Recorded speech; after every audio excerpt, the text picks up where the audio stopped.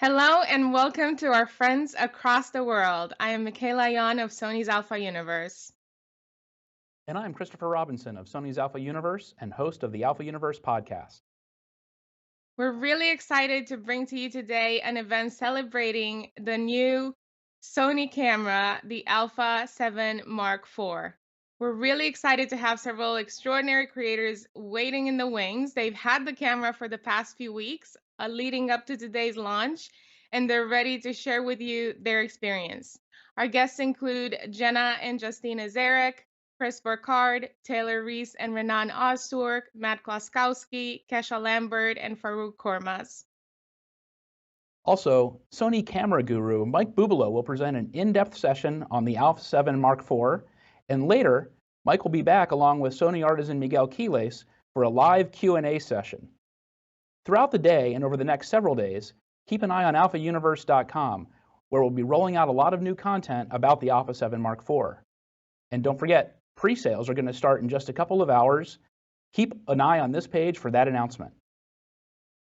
But before we bring our first guests out, it is my distinct honor to present the world premiere of the new Sony Alpha film, Trappers of Time. Enjoy.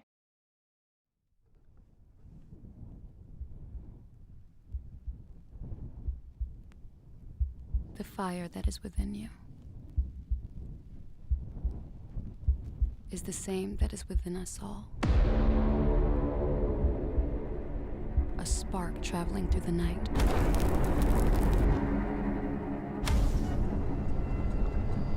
A torch burning in time.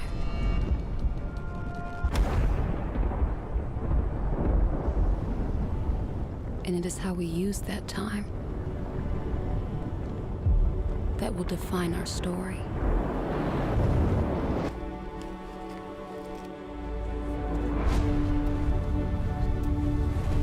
The creative mind can shape worlds out of thin air. Imagine the unimaginable. See beyond the impossible. We give meaning to life, and life gives us meaning back. It's not just about what we see. It's about the way we see.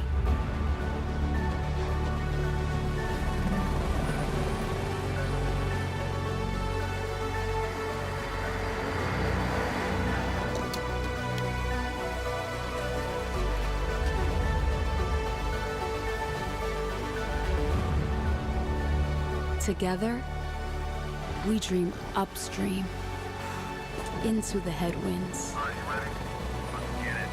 Against all odds. Come on! Seeing the world through a lens unlike any other.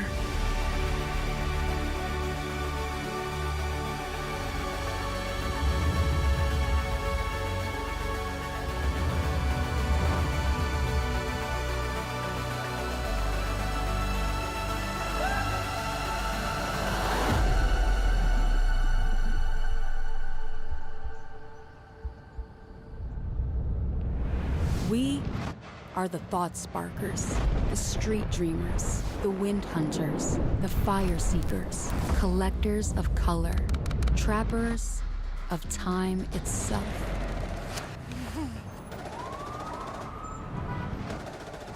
And it's how we use that time that will define history.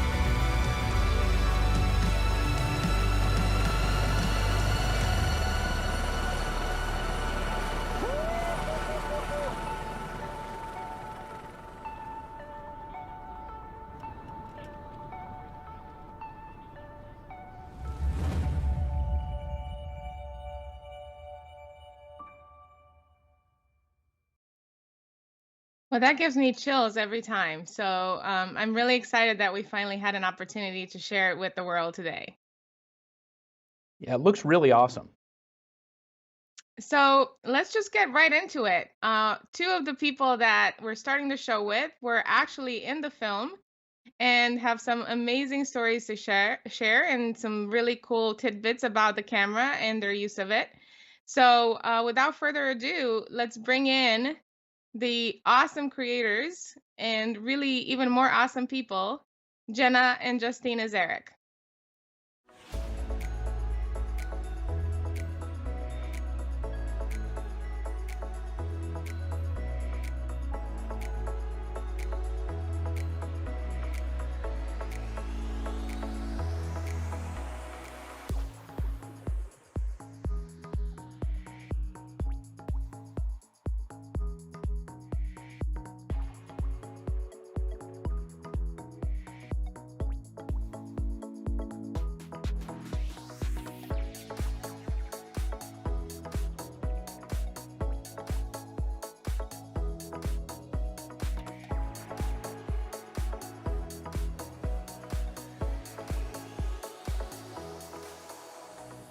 Okay.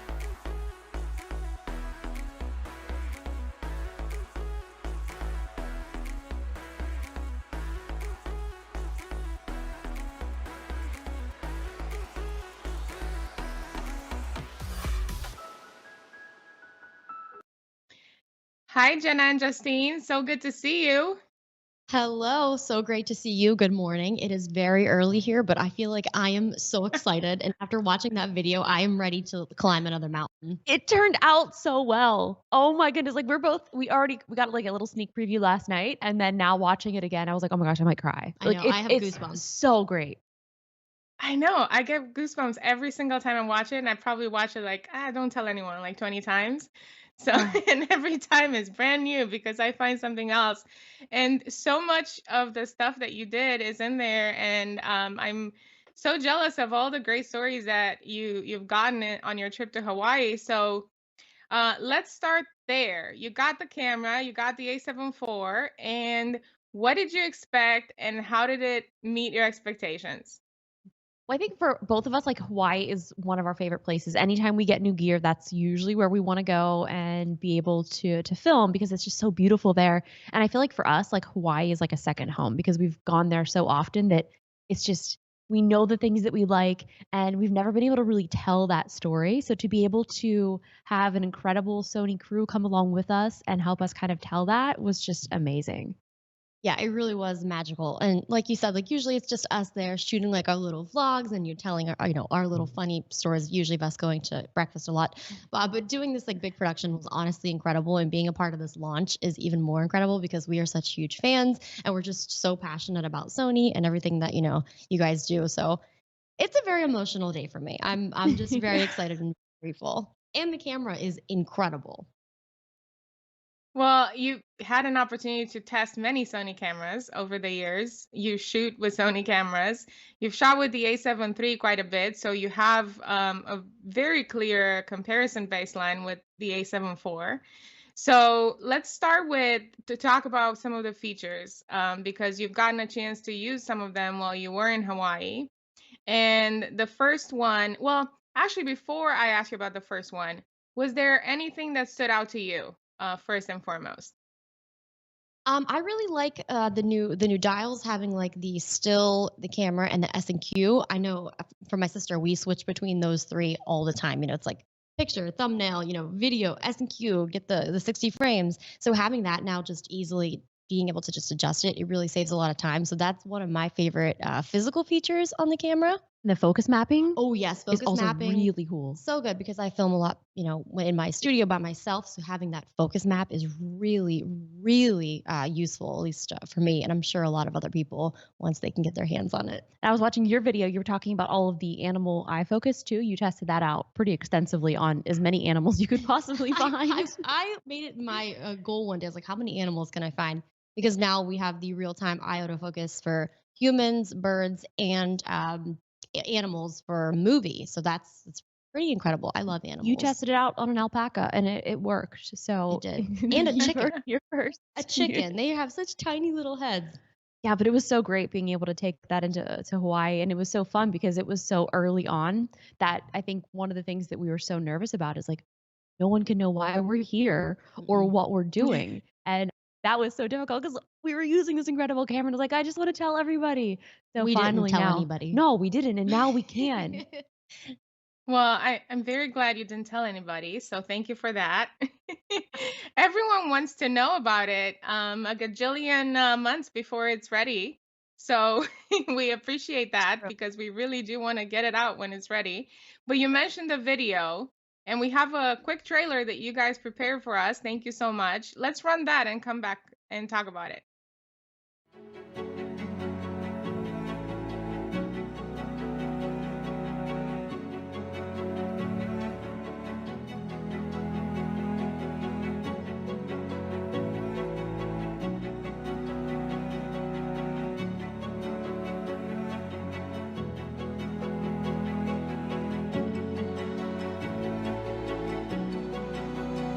I've almost fallen 14 times, and we've only gone 1.43 miles. Ugh. You good? Yeah.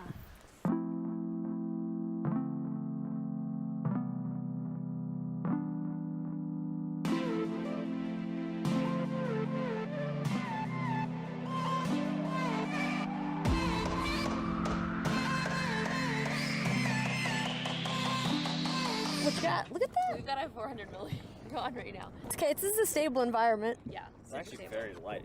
Good thing I've been working out, so we got this.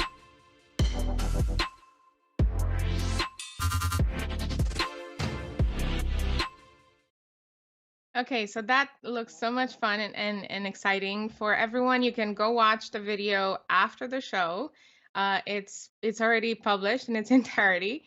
I think the mark of a great professional is to make it look super easy. And you guys always make it look super easy, but I know there's just so much work going behind the scenes.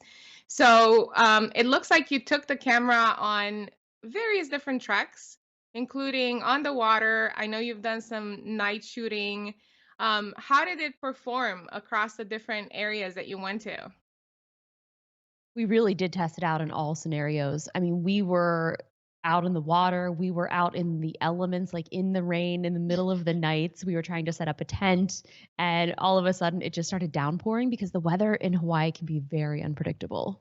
I think too, we were on a mountain at one point, and just these gusts of wind were so strong. I think that actually was in the movie, and it was just, it's like she's up there like freezing. I'm like, how are we freezing? We're in Hawaii. So yeah, we, from sunrise to sunset in the middle of the night, we really did push this camera to its limits, and it performed pretty amazing. My favorite shot is the one that I have in my video. It's of us in the tent. We tried to get astro, but it was a little cloudy. There were some stars, but it was one of my favorite shots. And the low light made it look like it was daytime. And I'm like, oh, I have to write that this was taken in pitch black because it looks like I shot this in the middle of the day. Yeah, the low light was awesome. Like, actually, that photo did end up turning out pretty well. Oh my gosh, it the did. night shot. It did. It was so good. So yeah, I mean, I don't even know. Like, this really was just an incredible experience. Like, Hawaii is so magical to me, and it's kind of interesting because we've been there so many times with all of like our same lenses, but now we're kind of seeing it through like a different lens, and we were telling like a different story, and we worked with such an incredible team. And I don't know, I feel like the footage turned out way better than I expected. Like, I knew it was going to be good, but I still goosebumps, chills. It's pretty incredible. Yeah, and I also think one of the other best parts too was because obviously we went out there with Sony, we were able to use every single like G Master lens. So they had the entire kit. So normally like we're out there with, our one or two lenses just because that's so much gear to carry. And we had access to everything. I mean, how scared were you on a boat with that big lens? Well, it's crazy because like the lens isn't that heavy, but when you're hanging off of a boat trying to get shots of dolphins, when I thought the dolphins were going to be far away, so I was like, yeah, we'll put on like a nice long lens. This will be great. And they were right on the side of the boat. So Jenna, you had your 16 to 35, and I was like, you're getting all of the shots. So you were able to test Animal IAF on dolphins too, it sounds like, which is very cool.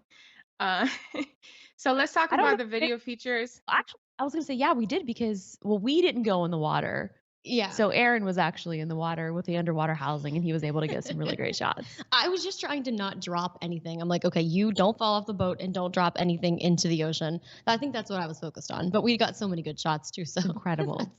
that's good. That is an achievement. Many photographers have dropped their gear in rivers and oceans, and we've seen it all. So you did well. Hawaii. Actually, that may have been the A7 III. When I first got it, we went to Hawaii, and I thought there was a snake like in the water. There's no snakes in Hawaii. There's not, clearly, I guess. And I was trying to get a shot, and I had it on a tripod that wasn't very steady, and it fell in, and I can't swim, so this was in the deep end. And I actually do have a clip of this. My mom's like, "You have to go in and get it." I'm like, "You're right, I must save it." The lens survived, but the camera body did not, unfortunately. Because now we have the new Mark IV. True. So that's one big difference. Is the new one is weatherproof and probably would take a beating a lot better than your old A7 III. Let's talk about video for a little bit. You got a chance to test out all the different new things in it. Obviously, the camera, as we've heard, can do 4K 30p full frame, 4K 60p Super 35. How did that perform for you, and what kind of footage did you get? Oh my gosh, so good. So I got this one shot of, it was a mom, I'm pretty sure it was the mom, and a baby dolphin. And it was like just as they did like a little jump. And I remember being on the boat being like, oh my gosh, I got that in 60 frames. And it does have a little bit of the crop in, which was great because they were a little bit further away. But this shot of this dolphin and the baby dolphin, I was like, oh my gosh, I'm going to remember this for the rest of my life because it was just like so magical. It's like, you know, sunrise, dolphins, 60 frames. I was like, oh, I'm so excited about that shot. Yeah, a lot of the shots that I have in the YouTube video that I posted was because we shot so much footage, and a lot of that was actually shot in 60, and then I was able to slow that down. And because it is 4K, it's so crisp. And a lot of the shots too, we were kind of far away, so that extra little crop actually did kind of come in handy. How about the autofocus? That's something that's super important for you guys, and you did mention a little bit in the beginning. We have some upgraded autofocus features. We have the focus mapping, the AF assist, and those are brand new in the A7 IV. So how did you find those? Were they easy to use? Were they useful in your shoots?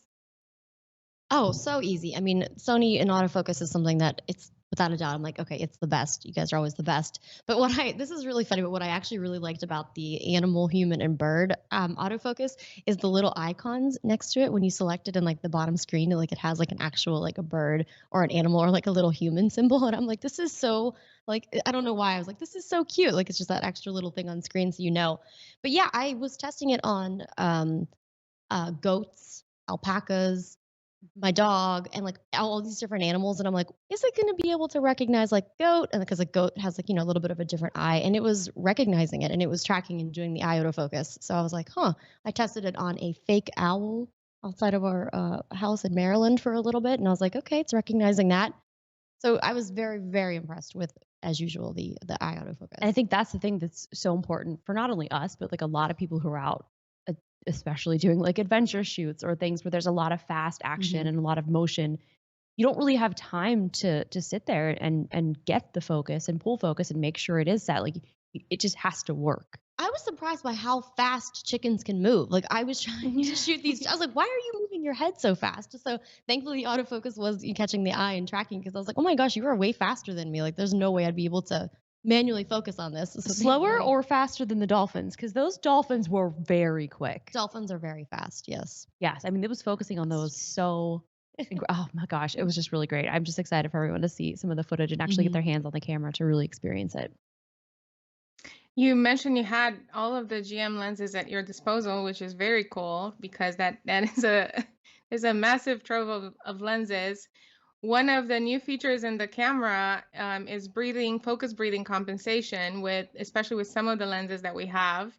Did you notice that as you were shooting and sort of the improvement there? So I did a little test in my studio with the 50 millimeter, just like a quick little thing. When we were in Hawaii, I feel like we were just like so go, go, go nonstop, where I didn't actually get to like sit and appreciate the feature. But doing it in my office where I was doing more of like a product showcasing type of thing, I noticed a huge difference. I was like, I didn't realize that this bothered me until right now. So I was very, very impressed, especially with the 50 millimeter, which is one of my favorite lenses. We're using the 50 millimeter right now, actually. Yes, I we know. are. Wow. That's one of my favorites as well. Yeah, it's great. And looking really good too. Um, so a lot of really, really cool different features that you have experienced. You've also done some night shooting. So how was that? You did mention you had some clouds, so you probably didn't get to do exactly the astro that you wanted, but you had a chance to test that out. How does it perform in low light? We were able to Beautiful. film some fire dancers, and I was going through my footage late last night, like once again, and I'm like, I've looked at this 1,000 times, but I was looking at it again, and I was like, oh my gosh, like this was incredible. The detail on the fire, like it was pitch black in the back, and it just had the person and like the fire, and you could see the detail. I'm like, this is remarkable. Like I was so impressed seeing it again. I'm like, I've seen this so many times, but like just looking in, zooming in, seeing the detail and like just the texture, I was like, wow, I was very, very impressed. The detail, the color, and then even the autofocus too, Yeah. because they're spinning the fire, and it's like everything is moving so quickly. And I mean, we had a bunch of different camera angles, and the thing is too was like we only had one shot. Like it had to just happen. I think we had 2 shots technically, but yes. Basically, but we We had like the first run through that was like a test, and then it was like, okay, like you need to film this. So like, Yeah. we were trying to plan. I'm like, okay, I got the 16 to 35. What lens do you have? Are you doing video? Are you doing photo? Like crank up that shutter. Like let's go. And I once again was just blown away by like the footage, and yeah, it was incredible. Yeah, it turned out great. Yeah. You mentioned that being on the go, go, go all the time. So another thing you mentioned at the beginning was the button and being able to change very quickly from still to movie to slow and quick. Did that make a difference to you in sort of the maneuverability of the camera and how you're able to adapt? Definitely. Mhm. Yeah. I mean, just being able to quickly switch from various modes, especially again, like out on the boat. It, I mean, there wasn't much space there at all. So it's like we were basically taking up most of the space with like all of our lenses and gear. And then there was some space for us, but being able to just switch quickly into photos to capture some shots. And then obviously we wanted to get some of the slow and quick. And just, it was honestly really great. Yeah, and then I was going back to using like my other Sony cameras, and I was like, oh my gosh, wait, where's the button? How do I use this? Like, it was just one of those things that you quickly adjust to. At first, you're like, oh, I don't know, and then you're like, oh, I don't know how I actually went on without this, because it's much more convenient. So I want to promise our audience that we did not talk about this ahead of time. I'm not just like sort of asking you things that you're going to tell me are great. It sounds like you genuinely enjoyed the camera and you're really excited about the features, right? I mean, just being able to take that to Hawaii and have that whole experience and have so much time with it as well, and being able to even go back. So I know that I had 2 months to edit this video, but I definitely started way later last night, and I was up all night basically editing my YouTube video. But it was so fun going back and experiencing it, because it's like I forgot all of the things that we did and how much footage we shot and how beautiful it was. And all of the stuff that we have also was not color graded. So I had to not only edit the entire video last night, but also grade everything.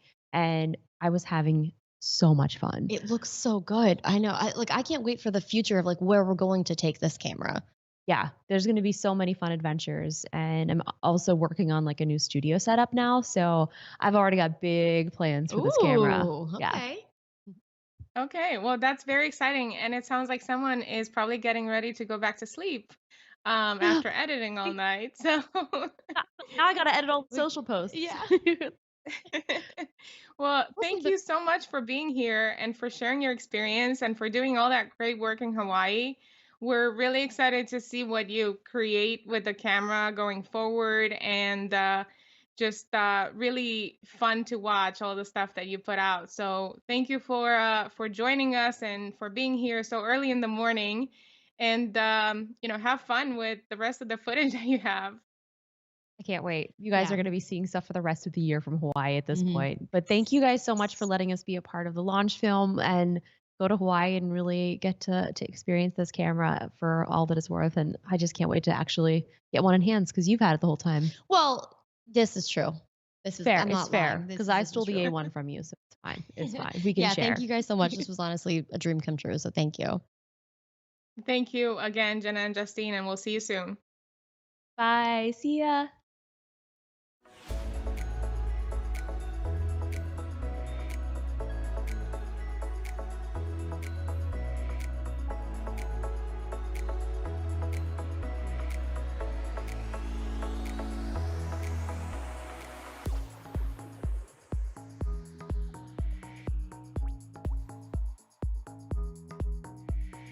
Hi, everyone. My name is Mike Bubalo, and I manage the pro support team in the United States. And today, I'm really excited to talk about a new product. I know I'm always excited to talk about new products because, frankly, the products are always awesome. So today, we're going to talk about the Alpha 7 Mark IV. And what's unique about the 7 IV is that I've been getting so many questions about it. Everyone's been wanting it. It's really a camera and a genre of camera that appeals to everyone. And one thing about Sony that we do is that we don't take things away from the camera. Everything we have, we put into the camera. And that's why I'm so excited about it. So let's get into it. First, I just want to talk about the Alpha 1 just for a second, because the Alpha 1 really changed the industry. It's the first true professional hybrid camera. 50 megapixel stacked CMOS sensor, 30 frames a second, 8K 30p, no overheating, robust build quality, and it's the first true electronic camera because you can do everything electronically and silently. It's a true hybrid camera, and you can see tons of awards, tons of accolades. And it's been like 10 months and the heat is still hot. Everyone still loves this camera. Everyone still wants this camera. And the reason I bring it up is because a lot of that technology we brought from the Alpha 1 into the Alpha 7 Mark IV. And that's important to realize, again, that we don't hold anything back on our new cameras. If we have it, we're going to throw it at you.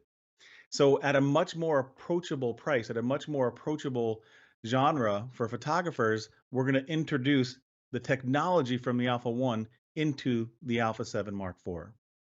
So what makes a true hybrid camera? What makes a true foundational camera for a system? So I think it's these 5 pillars. First is that core technology. At Sony, that's the sensor, that's the processing engine, those are the lenses. And those 3 things we make on our own in our own factories by us, by our engineers. Beyond that, you want to have a great stills camera with great autofocus. You want to have a great movie camera with great image quality, robust settings, and of course, unbelievable autofocus. And one thing that this camera really encompasses is a true hybrid camera. Gone are the days where you pick up a stills camera and have it and force it to do video. We want you to pick up that camera and have it feel like a video camera. We want it to feel like a stills camera, almost like 2 separate cameras in one. And that's what we're going to talk about. And of course, especially in this day and age, connectivity and networking. We want to be able to share images, share our work, share our vision instantly. And we want to be able to also use it as a live webcam like I'm doing right now. So beyond that, so let's talk about that core. 33 megapixel back illuminated CMOS sensor that's brand new from the ground up. The same Bion's XR processing engine that we brought in from the Alpha 7S Mark III and the powerful Alpha 1, giving you 8 times the power than you found on the Alpha 7 Mark III. Incredible. And much of what we're going to talk about, much of the power from this camera comes from that. It's able to do tons of calculations and be able to do most of the things that we're going to talk about. So even though it's a hybrid camera, let's start with just the still side of it. Unbelievable high resolution 33 megapixel stills, giving you enough room to be able to crop however you need to crop, giving you enough resolution to make whatever size print you want, and being able to give you the range that you need. High ISO performance up to 204,800 ISO. So even though it's 9 megapixels more than the Alpha 7 Mark III, you're going to get significantly better high ISO performance. Some of the best high ISO performance that I've seen in any camera, especially at 33 megapixels.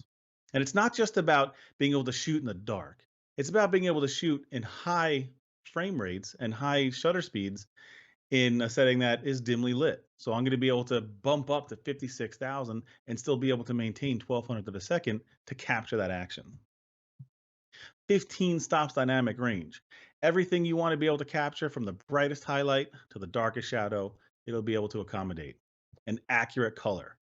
This is one of the biggest things that we've been working on for so long, because now we're working hand in hand with our cinema company and our cinema cameras like the Venice, which is videoed and taken and created more Academy Award winning movies than any other camera in the last 2 years. And we've taken that color science and brought it to the Alpha 7 Mark III, 7S Mark III. We've taken it and brought it to the Alpha 1, and now we've also bringing it to the Alpha 7 Mark IV. Autofocus. It doesn't matter how good your image quality is if the autofocus isn't up to snuff, because a blurry image just doesn't look good. So that same exact autofocusing system that we introduced with the Alpha 1 is in this camera. 759 phase detection autofocusing points, covering 94% of the sensor, meaning that you can focus on anything. And when I say anything, we're in the time now where you can just let the camera do the work. I know professionals and I know people don't like computers to do the work, but the focusing system now is 6 years old. We've been working on this and we've been perfecting it to the point where you can focus on the pupil of the eye, wherever it goes, out of the frame, in the frame, covered by a scarf. No matter what you're doing, you're going to be able to track that pupil and be able to do it and get that perfect shot every single time. It's not just humans we love animals, we love birds, and of course now we also have eye autofocus for birds and for animals. So whether the animal's moving towards the camera, away from the camera, out of the camera, and back in, you're going to be able to track that moving subject and track that pupil wherever it goes. And beyond just eye autofocus, we're going to have the world's best artificial intelligence-based autofocus for real-time tracking and object recognition. So even though the camera might not be able to see an eye because it's covered by a bike or it's someone sitting inside of a plane, you're going to be able to track that moving subject wherever it goes quickly and accurately. It's just mind-blowing that and freeing that you can let the camera and the technology do the work for you, and you can concentrate on creating. You can concentrate on making imagery. 10 frames a second, mechanical and electronic shutter. Talk about robustness, 828 frame buffer with uncompressed RAW plus JPEG. If you want to shoot in any other mode, you're going to get basically unlimited shots. So you're going to be able to keep shooting until the memory card is completely full. Crazy. 2 memory card slots, 1 CF Express Type A and 1 SD card slot, meaning you can shoot redundantly, you can shoot video to one and stills to the other, RAWs to one, JPEGs to the other. And what's the point of a CF Express Type A? CF Express Type A enables you to get those massive buffer, to be able to recover the buffer faster. But keep in mind, everything you can do in the camera, you can do to SD cards. So you don't have to use CF Express Type A to be able to get a certain feature. Everything can be done on the SD card, which is pretty incredible.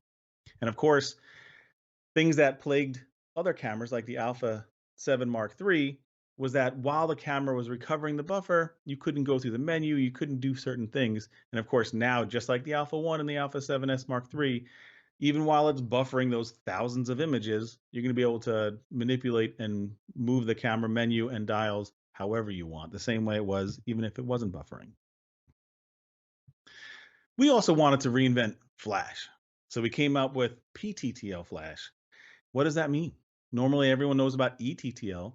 Well, now, because of the technology we brought forth in these cameras, how fast it can shoot, we can shoot at 20 frames per second with Flash. But the thing is, with ETTL, you couldn't have distance metering and reflective metering and exposure metering for every single one of those frames. Now, up to 20 frames per second, you're going to be able to do that. You're going to be able to have the camera do pre-flash, exposure compensation, exposure control, and distance metering all in the same shot. It's extremely fast, and thanks to all of the components within the system to be able to do that. So to be able to do this, we have new flashes. HVL 60R M2 and the HVL F46 RM. Two radio controlled flashes built for professional use and high-end amateur use. So built tough. So weather sealed, magnesium alloy chassis, really fantastic flashes. And we're able to do things that just you're normally not able to do without this complete system. Because of the Bionz XR processor, because of the processing engine in the flash itself, because of that multi-interface shoe on the camera, we're able to do things and control the flash and be able to send so much information to be able to do that metering at 20 frames per second that the world's just never seen something like this before when it comes to a flash system. Now we talk about robust, let's talk about the massive power in these flashes. Being able to shoot 200 flashes in a row at 10 frames a second on the bigger flash and 60 flashes at 10 frames a second on the smaller flash, or 240 flashes at only a 1.7 second recycle time. That's absolutely incredible for a flash that is really small that can connect to the top of the camera. We're not talking about a battery pack. We're not talking about thousands of dollars. We're talking about a flash that fits in your pocket that can go on top of the camera. And to have this capability opens up a lot of doors and a lot of opportunities for a lot of creativity. Like I said, with the Alpha 1, you can shoot at 20 flashes per second and up to 400th of a second flash sync. So the possibilities are really quite incredible. So we talked about stills, we talked about flash. Let's talk about movie creation, because this is where this camera really takes off. 10-bit 422 XAVCS-I intraframe up to 600 megabits per second. So same as what you found on the Alpha 7S Mark III, same as what you found on the Alpha 1. And that really high efficiency XAVC HS format, giving you the same size file as XAVCS, but double the amount of information. So XAVC HS is a format that I tout to everyone if you want to be able to have a small file, but unbelievably high image quality. That's your format. Beyond the 10-bit 422, full pixel readout without binning, and 7K oversampling. So what does oversampling mean? It means that even though we're going to output a 4K file, we're able to record at 7K to be able to give you a 4K file that just has unbelievably realistic detail, higher color depth, better image quality than if you just simply recorded a 4K image file. 4K 60p recording, 4K 30p recording, and full HD at 120p. So in 4K 60, you're shooting at Super 35. And at 4K 30, you're going to be shooting in full frame. And of course, the camera also has full HD at 120 frames per second, giving you 5 times slow motion. So one of the things we talked about the color science, and one of the things that we brought from that cinema line is S-Cinetone. Because people don't always want to grade after the fact. They don't always want to take their images and their content and have to work on the computer afterwards and color grade. So S-Cinetone gives us absolutely phenomenally accurate color rendition right out of the box. So that way you can shoot your content and share it immediately and have perfect color, especially on skin tones, something that we've literally been perfecting and working on for years, thousands of hours with thousands of DPs and creators and camera operators and visionaries and artists to be able to give you this most accurate color profile that we can get. Go to picture profile, set it to S-Cinetone, and out the door, you have a beautiful image. If you want to be able to take ultimate control, we have S-Log3, S-Gamma 3 Cine with over 15 stops dynamic range. So if you're using a Venice, an FX9, an Alpha 7S Mark III, an Alpha 1, and an Alpha 7 Mark IV, set them all to S-Log3 and you can get perfectly matched content because they're all speaking the same language. They're all seeing the same exact S-Log3, so you can have perfectly matched content that'll be really difficult to even distinguish between each other. One thing I didn't talk about on the still side, because I knew I was going to talk about it here, is creative look. So creative look may not be for everyone, but it's really unique and needs to be given its time because there's 10 different creative looks and there's 8 parameters per creative look. Being able to give you that exact look that you want, being able to have your unique vision, your unique look right out of the box, whether it's stills or video. So you can change your highlights, you can change your shadows, you can change your color, you can change everything up to 8 different parameters in just in the frames, so that way you can get your look to be able to have it. So when people see it, they'll be like, "Oh, that's Mike's work. I know exactly what his look looks like." Of course, autofocus in video is even more important and even more advanced than anything we've ever seen, because now not only do we have real-time eye autofocus for humans, but we now have in video real-time eye autofocus for birds and for animals, meaning that I can shoot at 1.2.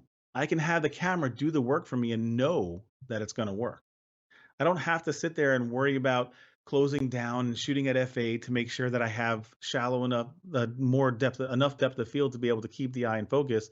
I'm going to have the camera track that pupil of the eye even at 1.2, so you can get that really unbelievable look with really shallow depth of field and really strong subject separation from subject to background.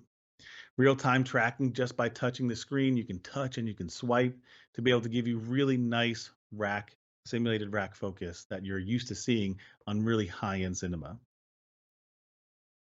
One thing that's completely unique to this camera is that all interchangeable lenses have breathing.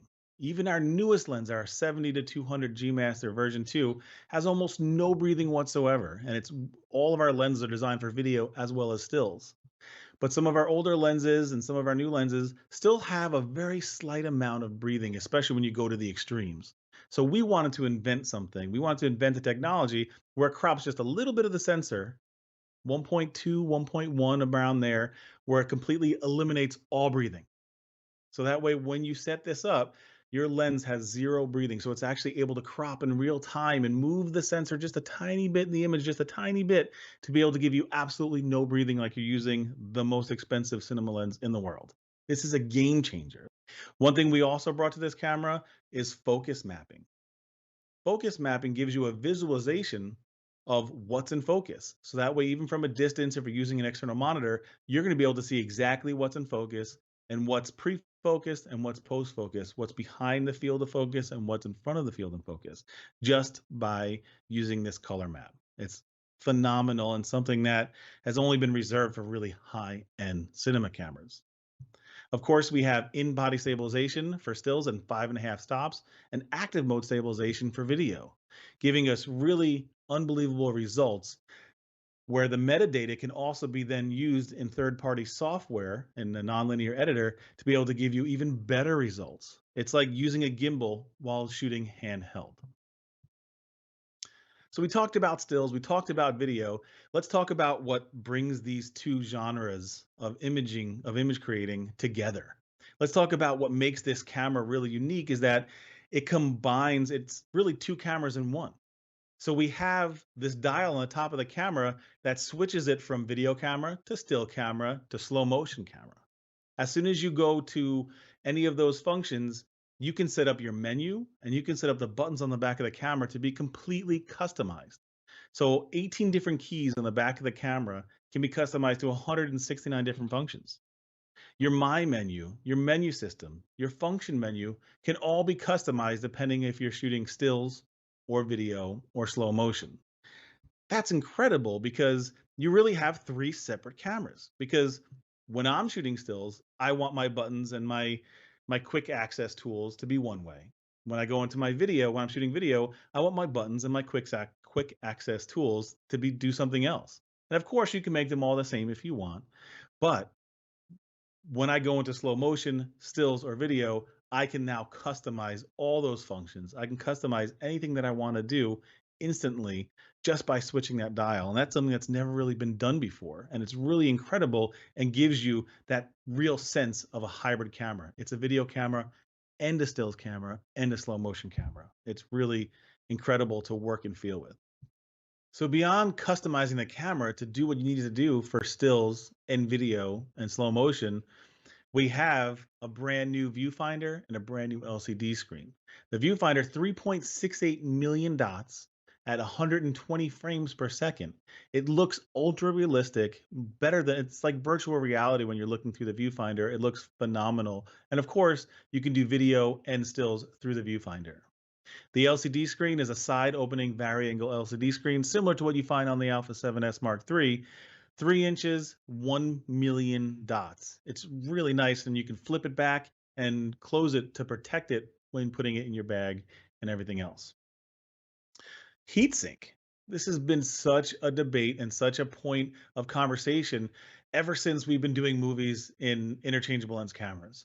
So that same heatsink technology, that Sigma graphite heatsink technology that we introduced with the Alpha 7S Mark III, we brought to the Alpha 1, we brought to the Alpha 7 Mark IV, meaning that we're going to get 4K, 60p, 10-bit, 422, 600 megabit per second video for more than an hour without the camera overheating.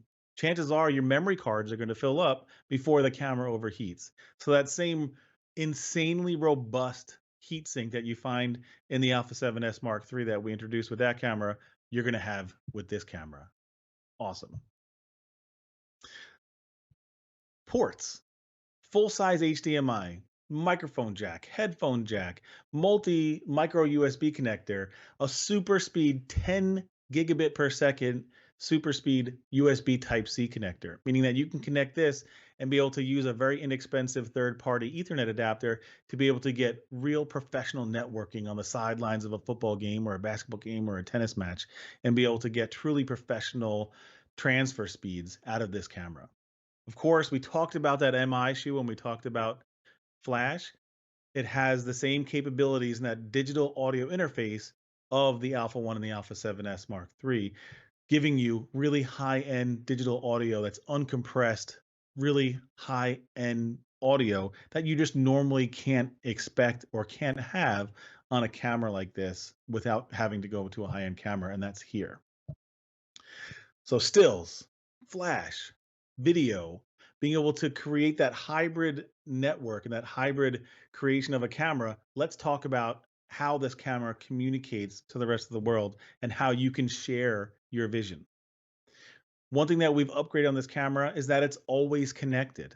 With a Bluetooth connection, it's a thing called, I like to call blipping, that you connect it to your phone one time, and then as soon as you go in and just press start, the camera's always connected. So you can instantly connect your camera to your phone and instantly share your images whenever you want. Really fast data speeds. We talked about that super USB-C port, super speed USB-C port, visual story, background 5 gigahertz Wi-Fi. So that way, even in the background, your camera can be in your bag, and you can be transferring all the images and videos that you just shot directly to your phone. It's unbelievably fast, unbelievably quick. And beyond that, the camera is also the best webcam you've ever used. So it's got the UVC and UAC codecs, so that way you can transfer audio and transfer video directly as a web device. So you can see it on WebEx, you can see it on Zoom, or any other brand networking. And what takes it to another level is that we can do full 4K resolution at 15 frames per second, or 1080 at 60 frames per second. And this gives you the ability to be able to have shallow depth of field, be able to have whatever lens you want to be able to put on it, and be able to have that creative freedom, to be able to use your creative looks, to be able to use the digital audio. You're going to be able to record to the memory card at the same time while recording and using it as a webcam. So if you're doing trainings or you're doing a talk like this, I'm going to be able to have it on my memory card after the fact, so that way I can utilize it and share it on social media if I want to. And it used to be a little tricky when you would plug in and be able to set this up. Now you literally just plug in that USB cable. On the menu, it shows up. What do you want to do with this USB cable? Do you want to transfer images? Do you want to be able to use it as a remote in the studio? Or do you want to use it as a webcam? Boom, you just select webcam and you're ready to go, instantly seen by third-party software. All right, that's the Alpha 7 Mark IV in a nutshell. If you need more information, go to alphauniverse.com. I'm Mike Bubelow.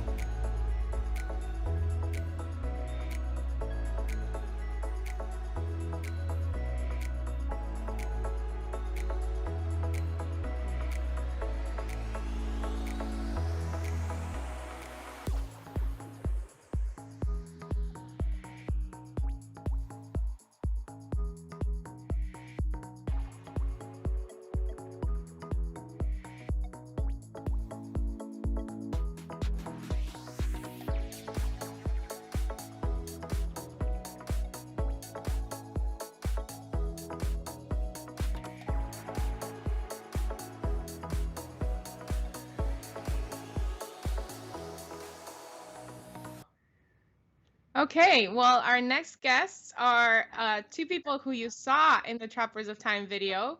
We're going on constant adventures and had an opportunity to use the A7 IV as well. Welcome, Taylor and Renan. Thanks. Hey, Michaela. Yeah. Hey, Michaela. Hi. Nice to be here. Nice to see you. Thank you for being here. We're really excited to have you. I know that you are in between adventures and probably just really running low on sleep, as everyone does these days. So I appreciate you being here so early. Yeah, it's good to be here. Yeah, it's awesome to get to take the camera close to 14,000 feet in the backyard and just just see what it did in the real world through some pretty hard conditions.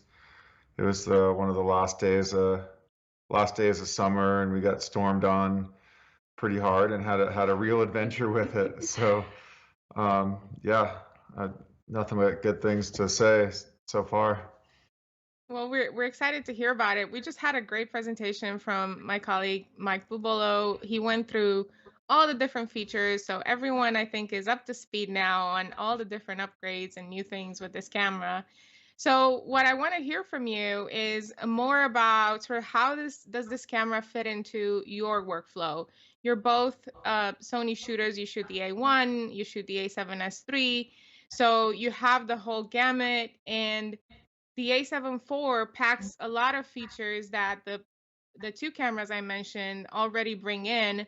But there's also some new stuff that has been upgraded. And how does it fit into the ecosystem that you already have and are used to? Well, I can jump in first. I mean, we can kind of talk about why this camera is pretty perfect for the work that we do, which is more run and gun style documentary in the backcountry. So having one camera that can kind of do it all. But what I was really impressed by, because when we went out to test the camera in the San Juan Mountains, which is some of the video footage that you saw, we went out with 6 friends of ours who are not necessarily full-time professional filmmakers or photographers, and we basically gave everyone a camera to shoot with for the day, to experiment with, to see how it worked. And it was just such a joy because, you know, a lot of our friends who were just getting into photography or videography were just found the camera to be really easy to use, really user-friendly, obviously extremely powerful, taking images just as good as the A7R4, the A1, pretty indistinguishable. So I'll let Renan talk a little bit more about the specifics of our work, but I don't know, it was just really cool to see how people who aren't necessarily used to these cameras were able to just link right in. So yeah, especially with the autofocus, and you know, everyone knows the alpha system, the look and the feel of the camera bodies. It just keeps getting better. But in terms of the ecosystem question, I do think this camera, it fits in really well with the A1 and the S3, even the R4 that we use a lot as another camera. I was just down looking at the footage last night, and honestly, I would have a hard time telling the difference between the footage coming out of this camera and the A1 or the S3, and that's pretty powerful. And I'm just excited because I know a lot of creators are going to get this camera and put it to use for a lot of powerful stories, and it's going to create some work that really is important as we all move forward. So it sounds like it fits in pretty nicely with what you currently have. How does it do from an autofocus standpoint? We've talked a little bit about that before. That's something that's important to you, to the type of work that you do. This camera has some upgraded capabilities, some new features like autofocus assist and focus mapping. It also does the human, animal, and bird autofocus in video form, which I know is something that really matters to you in the field. How did it perform compared to what you're used to using? Yeah, it's really amazing to see that upgraded autofocus. I mean, it was pretty much night and day. It's not always really typical that you want to use autofocus in video, but it's mostly because like prior to these new upgrades and technologies, autofocus could be kind of jumpy, maybe just not very cinematic or ideal. But with this latest camera, you know, the autofocus just is a really smooth tracking and it stays on faces. It's kind of a game changer, especially if you're like out in the mountains or you know, in a live moment in a documentary setting, and you can't be necessarily focusing all the time. The shots can't be set up. Just to trust that autofocus is going to stay on your subjects, and being able to just move fluidly and know that it's going to feel really, really cinematic is amazing. It just takes so much of the stress away from that element, especially of documentary film. I love that. I love how you explained it, because it really is meant to be an extension of who you are, right? And make your job easier so you can focus on the creativity of it all. And it sounds like it does do that. One of the things that a lot of people are wondering, you guys are established filmmakers, you create a lot of impressive stuff, and people are wondering, how does it fit in with the gear that you currently have? You know, you're shooting on A1. And how should someone look at it from that perspective of, well, do I need to get an A1? Do I get an A7 IV? Is this something that you're looking at as a complementary tool to the kit that you have? Yeah, I mean, honestly, for us, I think, you know, we have the A1 and the S3, but if I only had one camera and this camera was it, I could totally make do from any production around the world, whether it's a National Geographic expedition adventure or it was a car commercial and I had to deliver high-end stills and video for the car commercial. Like, this camera would do it. So I don't know the exact price. I'm not a numbers person, but I know it's going to be way more affordable than those cameras. So I think it's a great camera to have as something that can fill in. I don't think I would even wouldn't even say it's a B camera. It's like just another camera that's in the same color science, using the same technology, same imaging processing as the A1. And yeah, as you're building out a story and trying to go out to tell a documentary, or you have a stills assignment, yeah, it's often really hard to like have enough cameras. So I think this is going to be awesome because everyone's going to have enough cameras to cover a lot of these projects. That's really great. Let's talk a little bit about the other part, which you do a lot of work in high altitude places and in very remote places. So weight for your gear is super important. How did it feel to bring this along for that ride, and how was the maneuverability overall of the camera? It has a new dial. Did that make a difference to your work and being able to switch from one type to another? Let me take this one.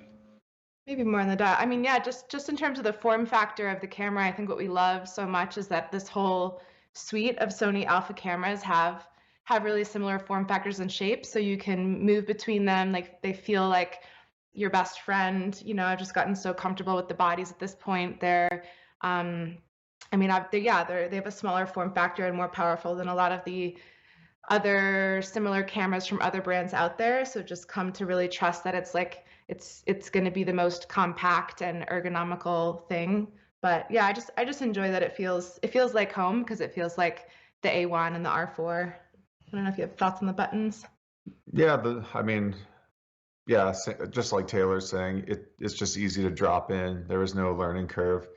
Yeah, definitely being able to have that button that changes between video stills and S&Q slow motion was really cool. But one thing that we realized, because we were on top of this 14,000 foot peak trying to stay there for sunset, which is not something that you normally do, and a storm came in. It started snowing on us, and we had a lot of technical terrain to get down through the dark. and yeah, the cameras were getting really wet, and I realized that this camera might actually be the best camera for treacherous weather just because it has less buttons and less water, places for water and moisture to get in, because there's no dial on the upper left side, and things are pretty simple. So that was really cool and something I realized when we got to shoot with it. So I just realized that we actually have some shots from your trip. So as we talk, I'm going to ask our team to play them so people can see them. So one final question for you. We have a lot of brand new creators out there watching this who are looking up to you and love the type of work that you do. What would be the thing you would tell them about gear and how to get started and how to sort of approach this filmmaking adventure that you guys have been doing for so long? Well, I think one of the first things that comes to mind is that the amount of equipment that you may or may not need for any sort of level of filmmaking, whether that's documentary or adventure or environmental or commercial, is that there's no end to how much gear you could possibly have. And I think it's really daunting for people who want to get into even professional filmmaking to try to think, just like, oh my gosh, how could I ever afford or start to acquire all of this gear? And I think what this new camera does is it just makes that so much more accessible, because I mean, honestly, at the end of the day, sometimes when I don't have budget for big crews or support, I'll go off. I just got back last week. I went to Seattle, to the San Juan Islands completely by myself, just with 2 Sony Alpha cameras and 1 lav, and was able to pull off a shoot for a big feature documentary by myself. And so that, it's really nice when you can expand and play with more toys, but this really is just like such a way to get into this world without having to, save money for your entire life. What do you think? Yeah, I think it's always a question that people ask is like, what's more important, story or technology? And normally the answer is story, story, story. But in the end, like to create emotion and to convey these stories, you do need really powerful tools. And although these days, like most cell phones have 4K, it's a big difference to actually have a full frame camera that can shoot in low light and can shoot slow motion and have that dynamic range and bring that artistry to a story. And I think especially the A7 IV has hit this new sweet spot where pound for pound, dollar for dollar, it's going to be able to change how a lot of creators create and what they can do. So that's really exciting. And I don't know how that goes as far as like advice, but yeah, I think this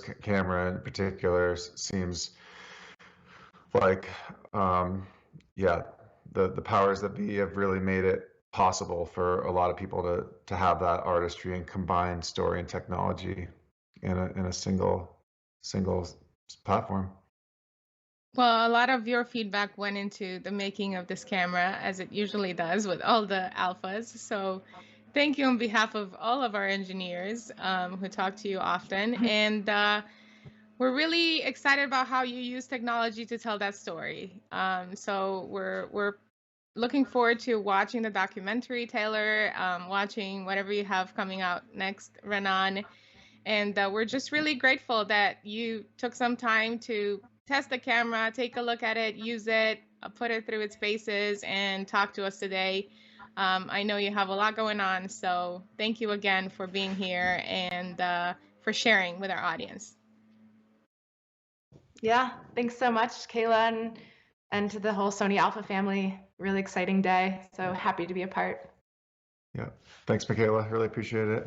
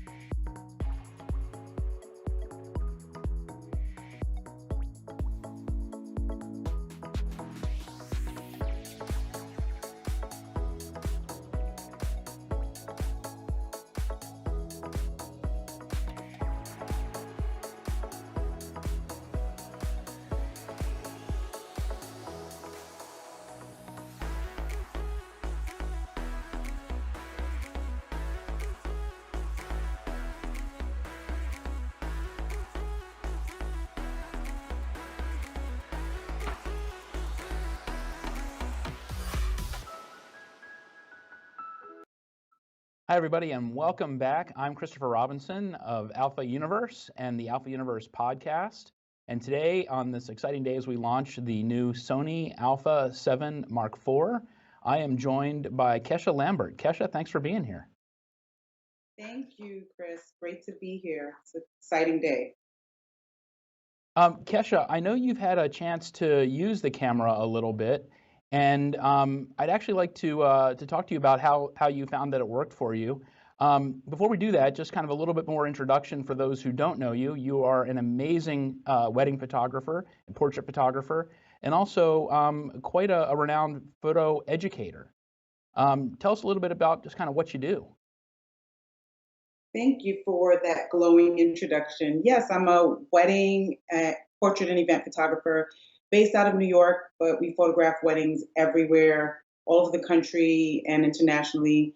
I do people work, so I photograph people for life events, but also with small brands, business owners, anything involving people, that's who I photograph. And on the education side, my passions are speaking about the business of photography and pushing yourself creatively to kind of step outside of your comfort zone. So those are kind of the things I love to talk about. Great. And like I said, it's really a pleasure to have you here. And thank you for taking the time out of your schedule to put this camera through some of its paces before its launch. We have some photos that you shot with the camera. I'd like to ask that we take a look at that. And as we're looking at them, tell us a little bit about what you shot with the camera. Sure. So I was super excited when I found out that I'd have the opportunity to test this camera. It felt familiar. It's an amazing camera in that if you're looking for something that will offer you some versatility, this is a great camera to have. I'm currently shooting with the A1 and A9 II for weddings, A7R4. And what I love about this camera is that it brings some of the things features that I love in the A1 and the A9 II, and it brings it into a camera body that I believe, in terms of price point, will be a little more accessible. You know, and Kesha, before we talk to you, Mike Bubelow gave us a really in-depth look at some of the technology in the camera, but you kind of had the camera really in use for what you were doing. You mentioned that familiarity concept, and again, with the other cameras that you use, can you speak a little bit more about that? Because I think this is an interesting camera for someone in your line of work who is apt to use a lot of different bodies for different situations. Yes. So the things that I look for in a camera body for what I do, I am photographing a lot of fast unfolding moments. I also am a person that preaches often about how much I love to incorporate movement in my work. So even for portraiture, I'm often incorporating movement as a way to not only connect with the client or my subject in front of me, but also to create interest in the final image, to create something impactful. And so because movement is such a staple in my work, I often need to rely on a camera system, autofocus system that can keep up with that. And I was very impressed by the system in the A7 IV. You know, for your work, as you say, you use the Alpha 1 a lot. You incorporate a lot of motion in your work. And that autofocus system in the Alpha 1, I know, has been something that has been really helpful for you. Can you speak to how the autofocus system in the Alpha 7 Mark IV worked, kind of inheriting that same system from the Alpha 1? Yes, absolutely. So one of the things that stood out the most to me was how sticky the tracking is. I thought that was incredible, whether my subject is moving towards camera, away from camera, or I'm incorporating movement in another way. It really locks in. And that's important because when you're incorporating movement in your work, sometimes it's that millisecond of magic that happens at an in-between moment. And you want to make sure that you got it. And so I think that's really amazing that that it will, the way it performs, that it's consistent and reliable, and and it'll be useful if that's if your work involves movement. In the carousel of the photos that you had shot, we saw some images that you got from a wedding. Can you talk a little bit about how the camera worked in the wedding environment?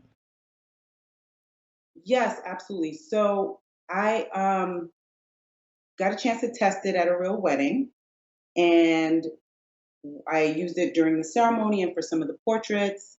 And in a real wedding environment, one of the things that I love about this camera is the convenience of the dials. I will sometimes, sometimes my second shooter or myself, we will switch between stills and video. And I think that it's really convenient and easy having those dials right there on the camera body.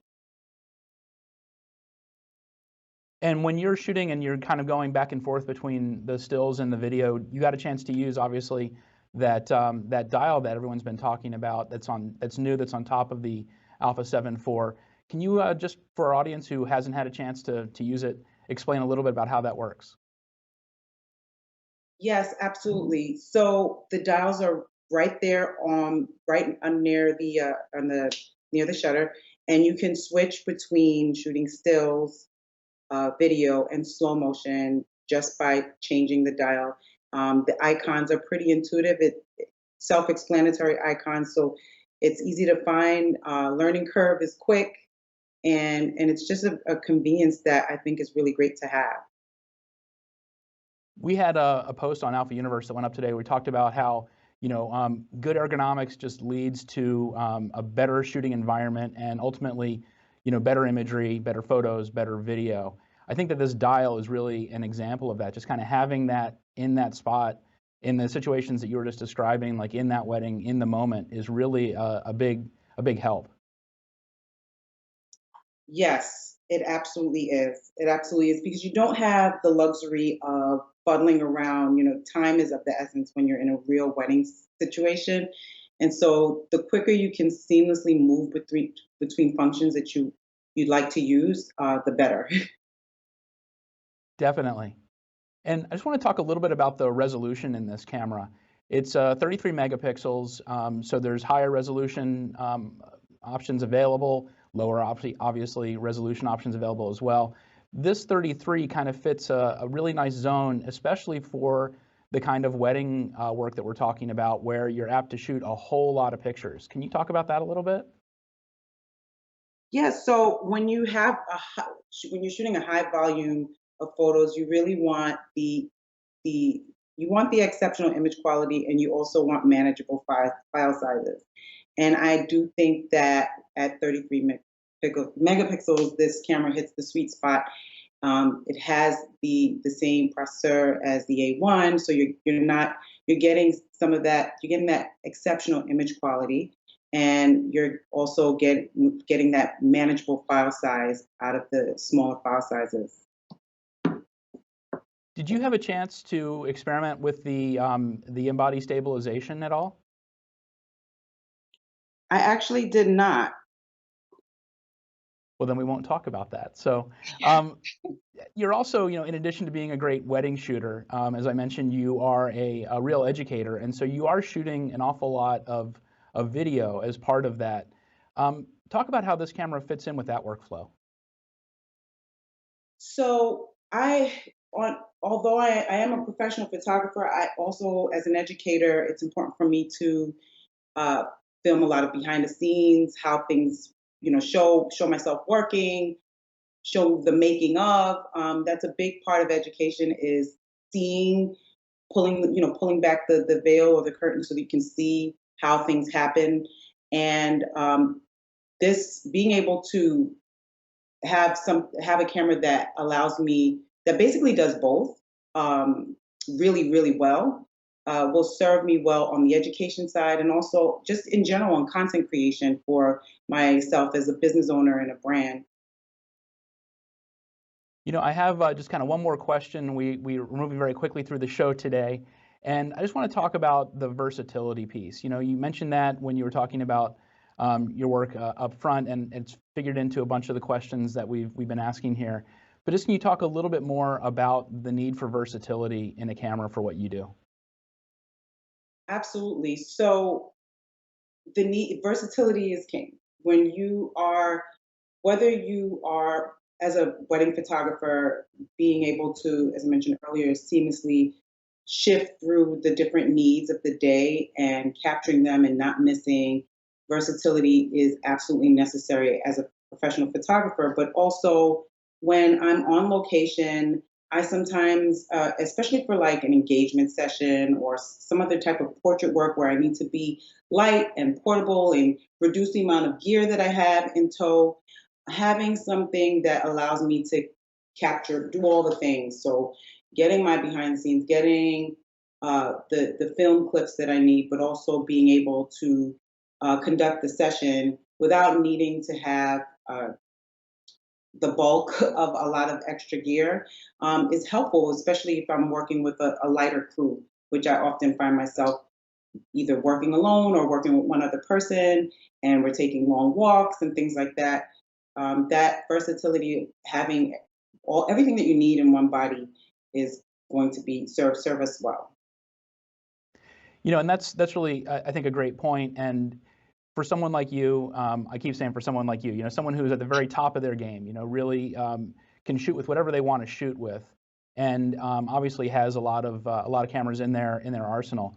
The Alpha 7 IV isn't just going to be, you know, relegated to you know, the kind of pre-launch position. It's a camera that you're probably going to want to have with you because it does give you a lot of these things. Yes, I absolutely can and would photograph a wedding with this camera. And I think it would be, you know, while I'm not getting shelving my workhorse, which is the A1, I see this as a great second camera to have at a wedding as well, because of the fact that it has those that versatility and those conveniences packed into one body. Well, Kesha, thanks very much for being here with us today. It's really been great talking to you. I love talking to you about the new cameras and just about your work. It's really a pleasure. Thank you. Thank you so much for having me.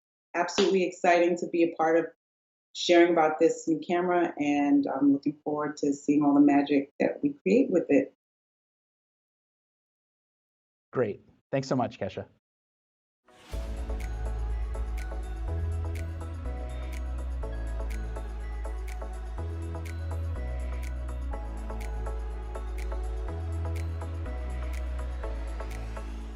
Our next guest today is none other than explorer, photographer, author, speaker. He's done it all.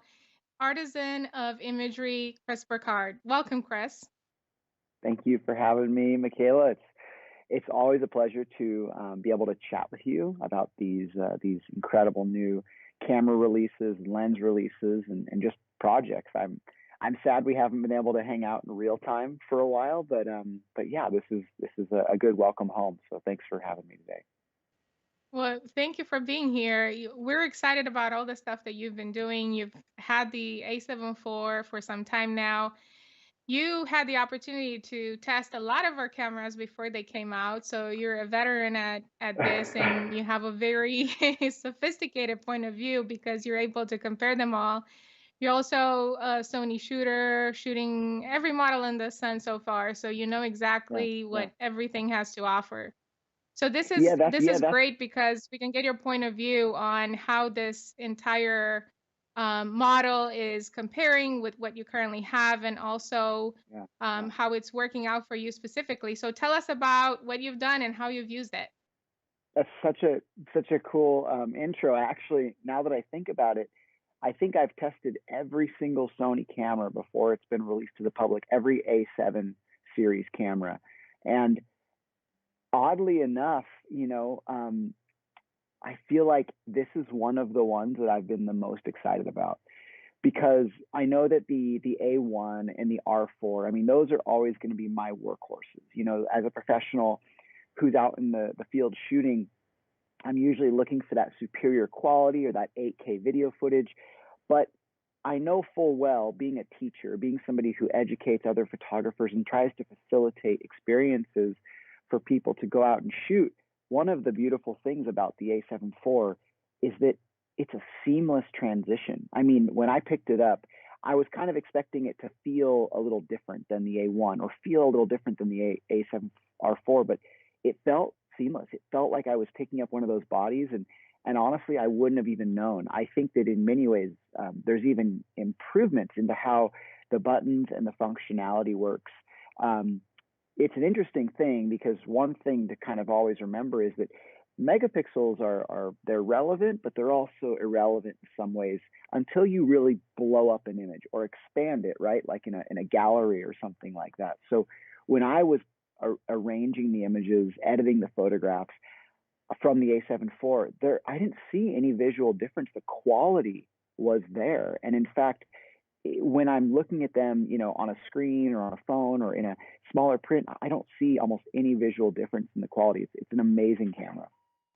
That's a great testament because it has 33 megapixels, so it's somewhere in between an A7S III, which has the great video capabilities, and the A1 or A7R4 with really large resolution. So that feels like it's a really sweet spot, like it's a real hybrid camera for people who want to do both.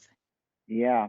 And in fact, the one thing to consider always is if you had to choose between, say, if you had to go on a trip and you had to bring one camera and you're like, I'm going to shoot low light and I'm going to shoot video and I want to shoot high quality images, the A7 IV hits this sweet spot where actually it does have better low light capabilities than some of the more specialty cameras like the R4 or something like that. But it's not quite as light sensitive as the A7S III. So for me, it kind of, as a professional, it kind of hits the mark of a perfect backup camera, or the camera that I might want to be putting in a water housing or putting in a camera trap or something where I'm not, I don't have this, incredible precious workhorse like the A1 where I'm kind of putting it in a dangerous position.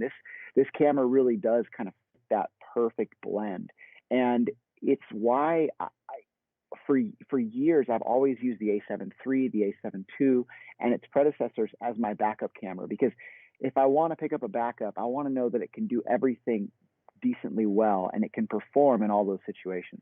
That makes perfect sense. And you had a chance to pair it up with the Alpha 1 and the Alpha 7R4 in your recent trip to Mallorca. So tell us a little bit about that. You said that was one of your favorites. Totally. Well, so I recently tested this camera, obviously, and where I tested it, Sony knows this about me. Like, I'm never just gonna take the camera and walk out to some viewpoint, on the side of the road. Like, I really want to put it through the paces. So we were hanging off ropes in Mallorca, which is a beautiful island off the coast of Spain. It's in the Mediterranean. It's known for its incredible deep water solo climbing, where you basically are climbing 30, 40, 50, 60 feet above the ocean. And if you fall into the ocean, right? Well, me as a photographer, I'm usually hanging off the side of the cliff on a rope. Sea spray is hitting me. You've got wind and inclement weather. You're dealing with a high energy, high intensity situation. The last thing that I want is a camera that feels finicky, a camera that feels non-intuitive, and a camera where the functionality I question, right? This thing needs to feel immediately like I know where every button is, like I can use it as an extension of my body. And so that to me is like the most critical thing. And when I had the A4, I'm pulling it out of my bag, putting it back in my bag. It's swinging around my body. It's banging up against the cliff. I'm really trying to put it through the paces. And what I really noticed about it was a massive improvement in the autofocus, even maybe more so than the A7 R4 and the A7 III and the A7 II. I mean, I'm talking like autofocus quality to me that rivaled like the A9. Like, it was incredible. So that was a huge improvement. Also, to just where the button sat and the functionality, I really like that because they took some cues from the A1, which was really nice because I'm used to like now having that mechanical dial on top to switch to burst mode. Also, it had an incredible burst mode that I really enjoyed, being able to shoot fast frame rates. So again, in that kind of, I guess you could say, sports or action sports situation, the camera really performed. And it performed well because it's a small form factor, like many of the Sony mirrorless cameras.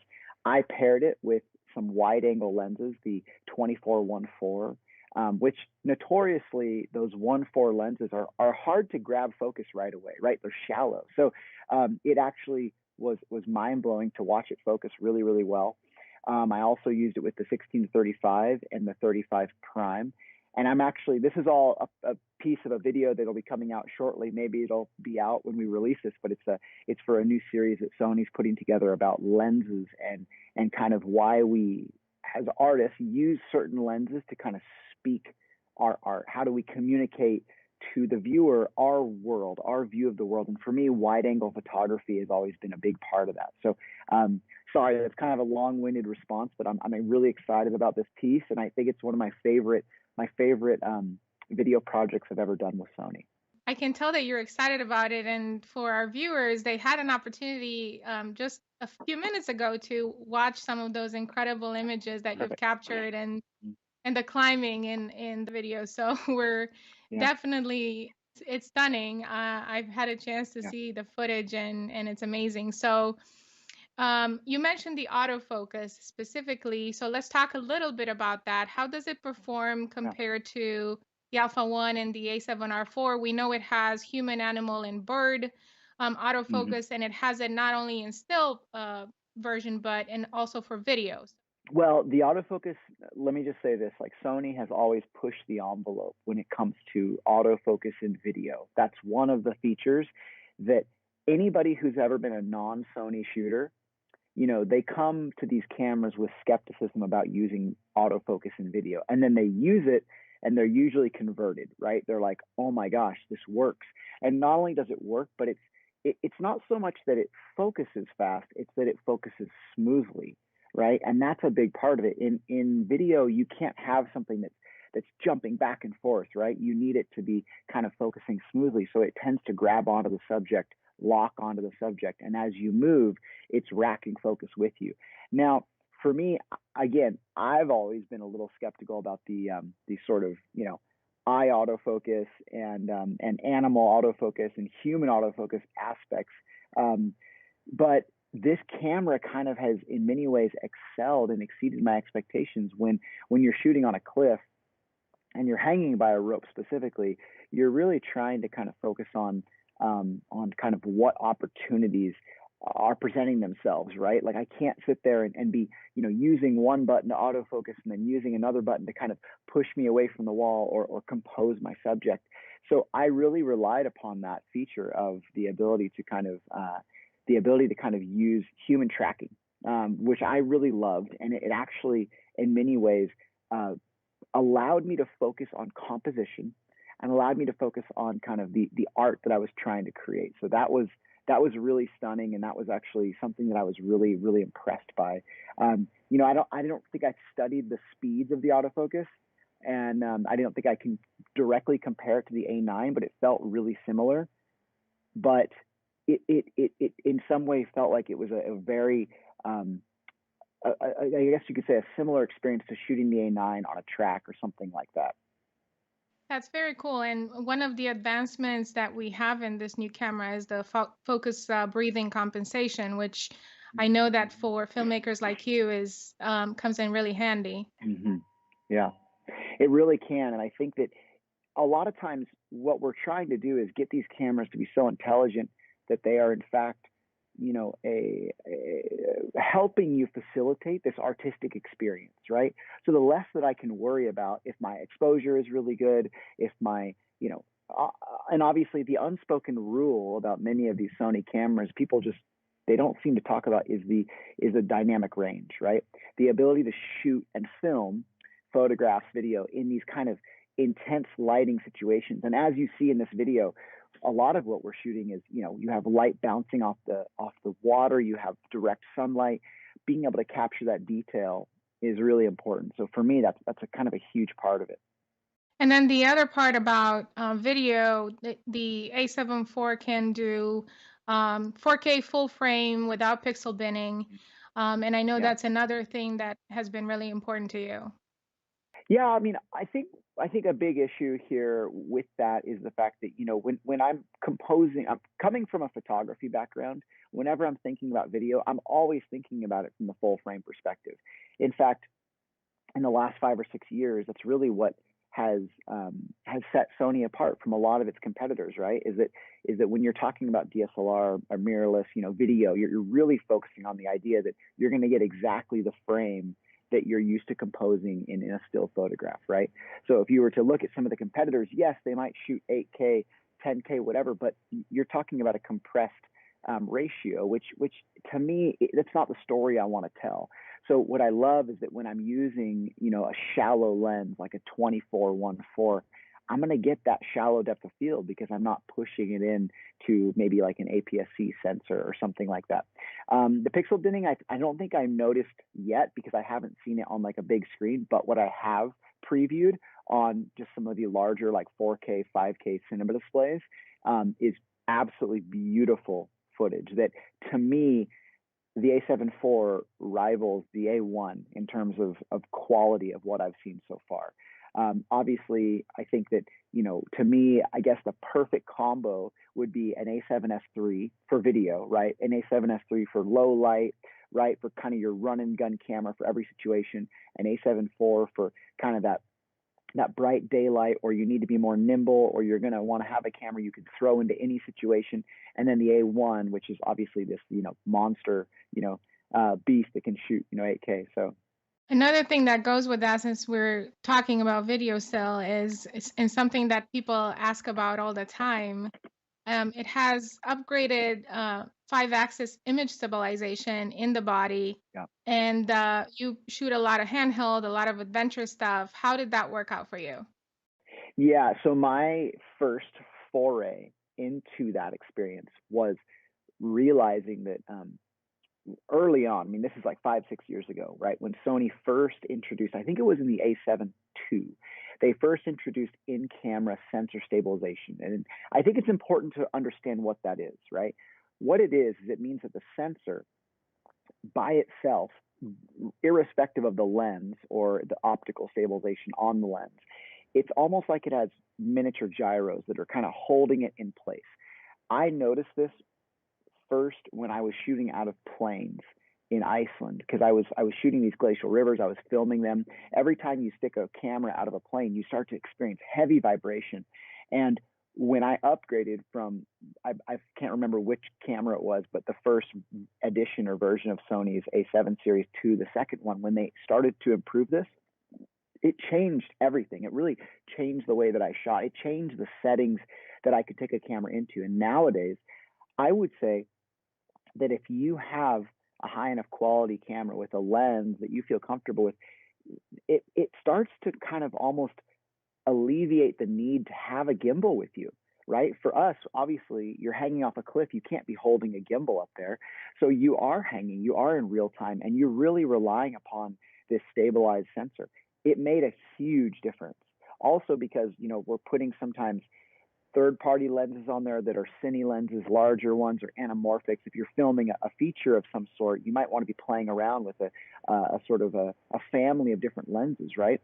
The best part about this is that it doesn't matter what lens you put on your camera. If it's an old vintage lens or a brand new Sony lens or one of the beautiful, Zeiss glass pieces or the new 70-200, it's going to still stabilize that lens because the sensor is stabilized. And that's one of the major differences that I've realized from not only video, which I think you notice it more in video, but in still photography as well. It actually allows me to stop down and shoot a slower shutter speed handheld and feel safe doing so. Which is incredible, something everyone's looking for. And a lot of the people who are starting out today, they're looking at a lot of those features which you didn't have access to when you started out. No, I mean, it's kind of crazy when I think about it. When I remember a couple years ago when the A7 R4 came out, and I was talking to my team, and I'm like, I can't even think of another feature that I would want. Because at that point, the speed of shooting, the video quality, the burst mode, all these things, they kind of fit all the buckets that I was hoping for when I was shooting action sports or portraits or whatever. And it seems like now Sony is continually improving. And I think that, I've said this over and over, but the thing that makes me such a dedicated member of this artisan family is that it's a company that actually takes the feedback of the photographers into play.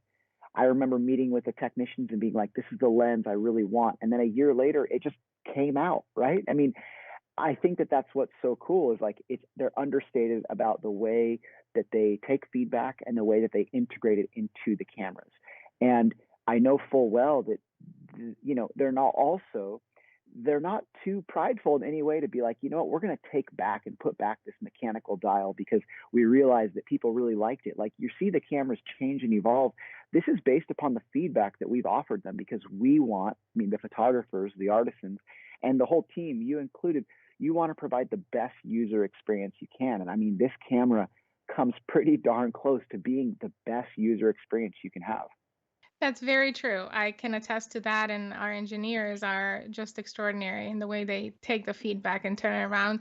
I've heard this from a lot of people, a lot of our artisans who are like, I just told them about this feature that I wanted, and look, it's here. So Yeah. thank you for all that feedback and for making the product better for sure. One of the things that that you mentioned in our conversations was about the fact that it's a very budget friendly camera, right? And I think a lot of people are asking about, well, Chris Burkard, he shoots with an Alpha 1 with an Alpha 7R4. Why would he want an A7 IV? But there is actually advantages to carrying that camera as well. Yeah, and as I said before, if the A7R4 is a very specific camera, right? It's quality based, right? You're shooting something that is, for me, it's when I want to create these large format prints on the wall, right? Or a billboard, or a client needs something that's next to medium format quality, right? The A1, again, I'm shooting that when I'm shooting, massive video files, or I need to be able to have that extreme pixel density to kind of push into something or stabilize, or sports. The A7 IV, it fits this sweet spot where I know full well what it's like to be on a budget but want something quality. I know that I could trust that camera as a backup to either of those cameras, and in many ways not just a backup but a better alternative if I needed, again, lower light, or I needed a great portability, I needed a better burst mode. Again, the beauty of the Sony family is that they make these specialty cameras.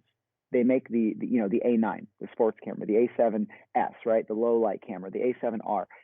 But the A7 series, the A7 II, III, IV, right, these are kind of the best of everything. That's really how they've always been. And I hate to even use the word budget because it's really not about that. It's about creating something approachable for the consumer that wants to elevate to the pro, for the pro that wants to have a backup, for the pro that just wants to have something that can kind of do it all. This for me is, again, it's the reason why it's always made its way into my bag as my backup camera. It's also at that price point where I know I feel comfortable going a little harder with the camera. I feel comfortable hanging off a cliff and letting sea spray hit it. I feel comfortable putting it in a camera trap or in a water housing where I know the camera's going to get beat up. That's part of the process. If you're not using your equipment like a tool, then you're never going to achieve the results that you want. And I want a camera that I know I can put through the paces, and I feel like that's what every photographer deserves, and I feel like that's what gets me excited.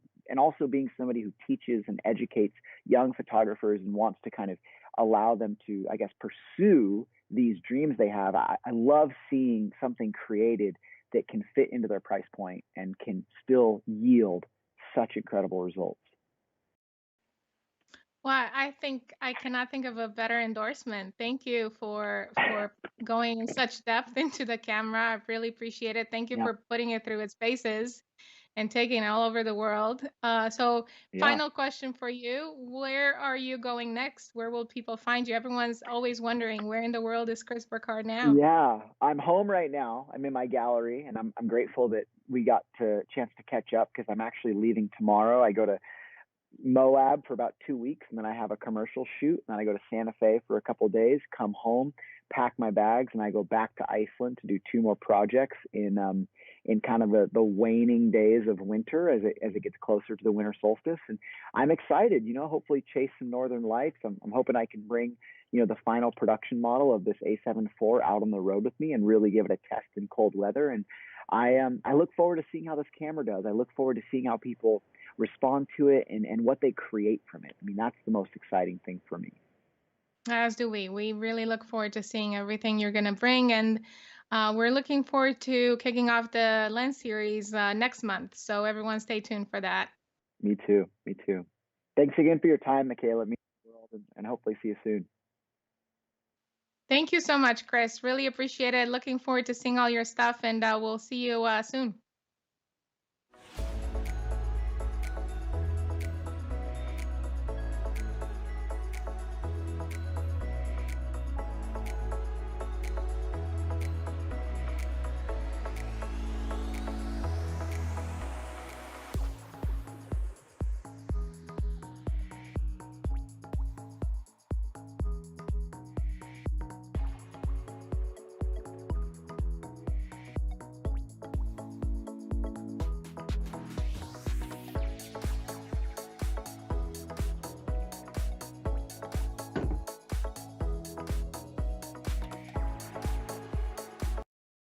Hello again, everyone.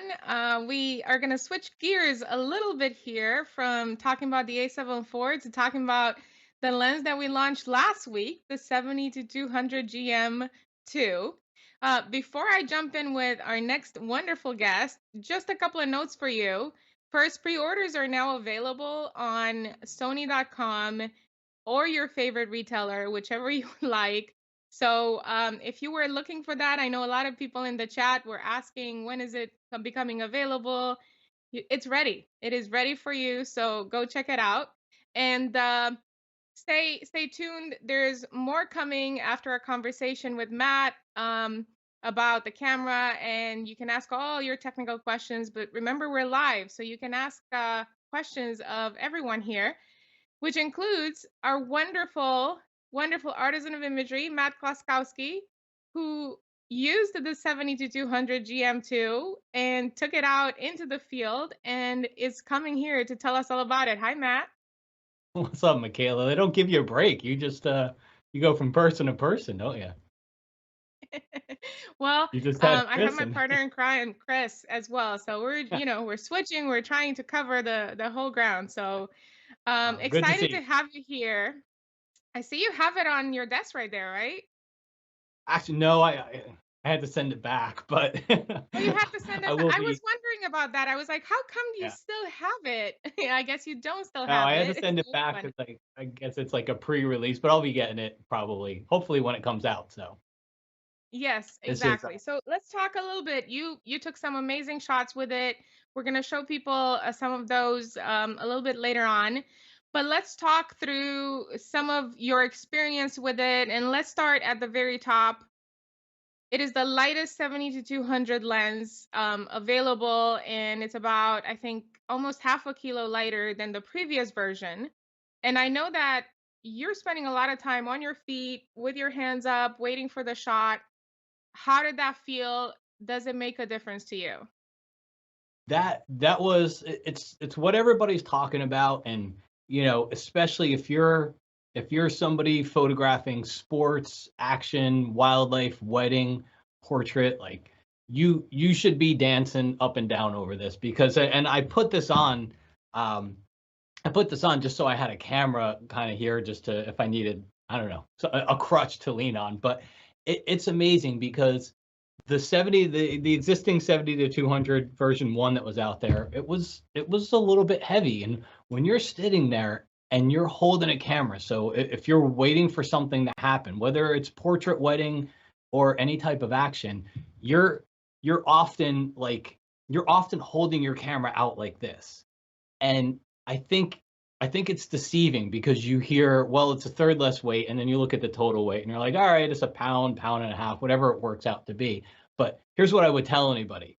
Hold 6 pounds out like this for 30 minutes, and then hold 4 pounds out like this for 30 minutes. It's night and day. You like, this feels heavy. This is a 100 to 400, but it feels like the weight of the existing 70 to 200. And when I put that 70 to 200 on, I literally like felt like I should be throwing it up and down. In fact, I did a video review of it, and I'm sitting here and I'm like tossing it around like this, and this just feels, this is heavy. So it's big. It's probably one of the, it seems silly, but it is probably one of the biggest advantages of the new lens. Well, yeah, it makes sense. Not silly at all. It's also weatherproof and dust resistant, moisture resistant. I know that you go into various areas with very interesting conditions, and you shoot in the winter, you shoot in dust. How did it do? Did it hold up to the promise?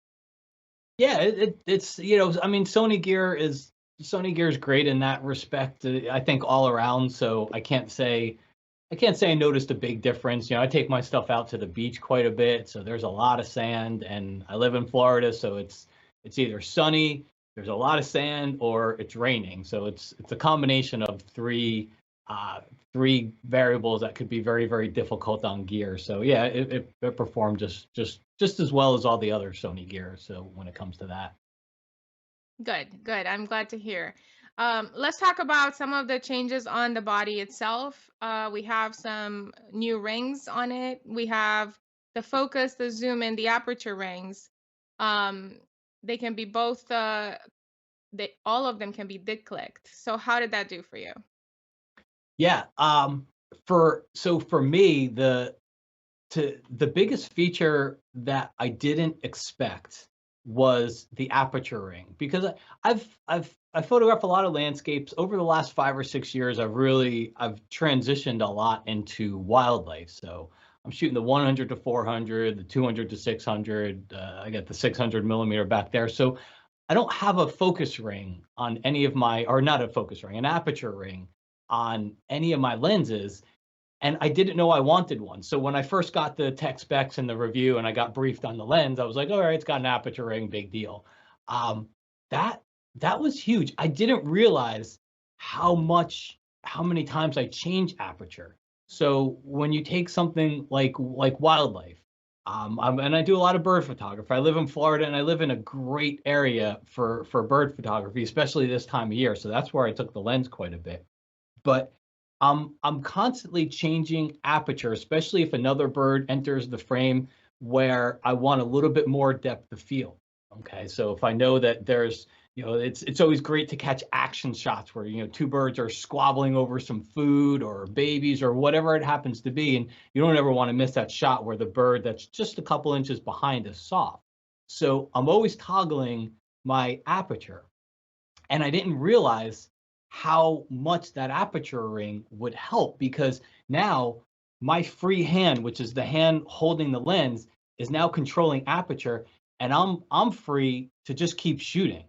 Where before I was changing aperture with that index finger and having to stop shooting and then change aperture and then shoot and then change aperture and shoot, where this free hand, which really is just zooming in, and a lot of times I don't even need it to zoom in. So that free hand actually took over. So I could see, I could see a wedding photographer, a portrait photographer. Again, that moment changes where you've got the bride and groom next to each other, and all of a sudden there's another family member and they jump in behind, and you're shooting at 2.8. And if you're focused on the bride and groom and you're close, that person that jumps in behind them is going to be out of focus. So now again, you've got your free hand to just change that aperture. I was, aside from weight, the aperture ring I thought was the biggest advantage, and it wasn't even something I was excited about when I heard about it and I knew I was getting the lens. That's very interesting to hear your perspective on that, because I think that was probably the reaction for a lot of people. The lens also has 3 focus hold buttons. How did you use those? So that's useful if for me, again, if I'll go to more wildlife. It's not something I found myself using for landscapes, but for wildlife, there's a place that I go to quite often, and there's a few different areas where all of the birds will come and congregate and fly in. So it's nice where, I can have a focus hold on one area and then very, very quickly be able to change to another area. It's just, that's kind of helps you be a little bit more nimble, a little bit easier to be ready for different things that change and other things that enter into the frame. We actually have a few shots from when you use the lens. So I'm going to ask the team to play them as we talk. Let's talk about the focus for the camera and the sharpness. I see that there's edge-to-edge sharpness here. How did it perform, especially compared to the previous version of the lens? So autofocus, and most of these I think were all taken with the A1 as well in there, but autofocus was perfect. And autofocus is always going to be a combination of the camera and the lens that you put on it. So I definitely notice when I put a GM lens on and the speed in which I focus. I always think of the camera more as how fast will it lock on to different things, and when it does lock on, how does it stay on? But I shouldn't say that. How fast when it locks on, how does it stay on? But the lens also contributes a lot to that. So yeah, it was. You saw I like action. I'll take perched birds here and there, but I'm always out there looking for action. And in spite of what a lot of people think, like they think you're ready for the action. I can tell you, for me, it's very, very chaotic.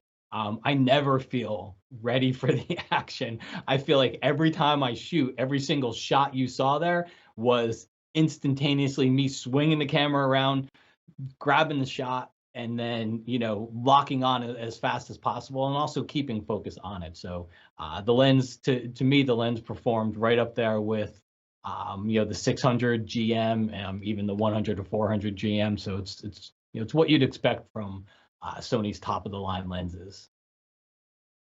You also use the lens. The lens is compatible with the 1.4 and the 2x teleconverters. Yeah. So you used it both without and the teleconverter for some of those shots that we saw.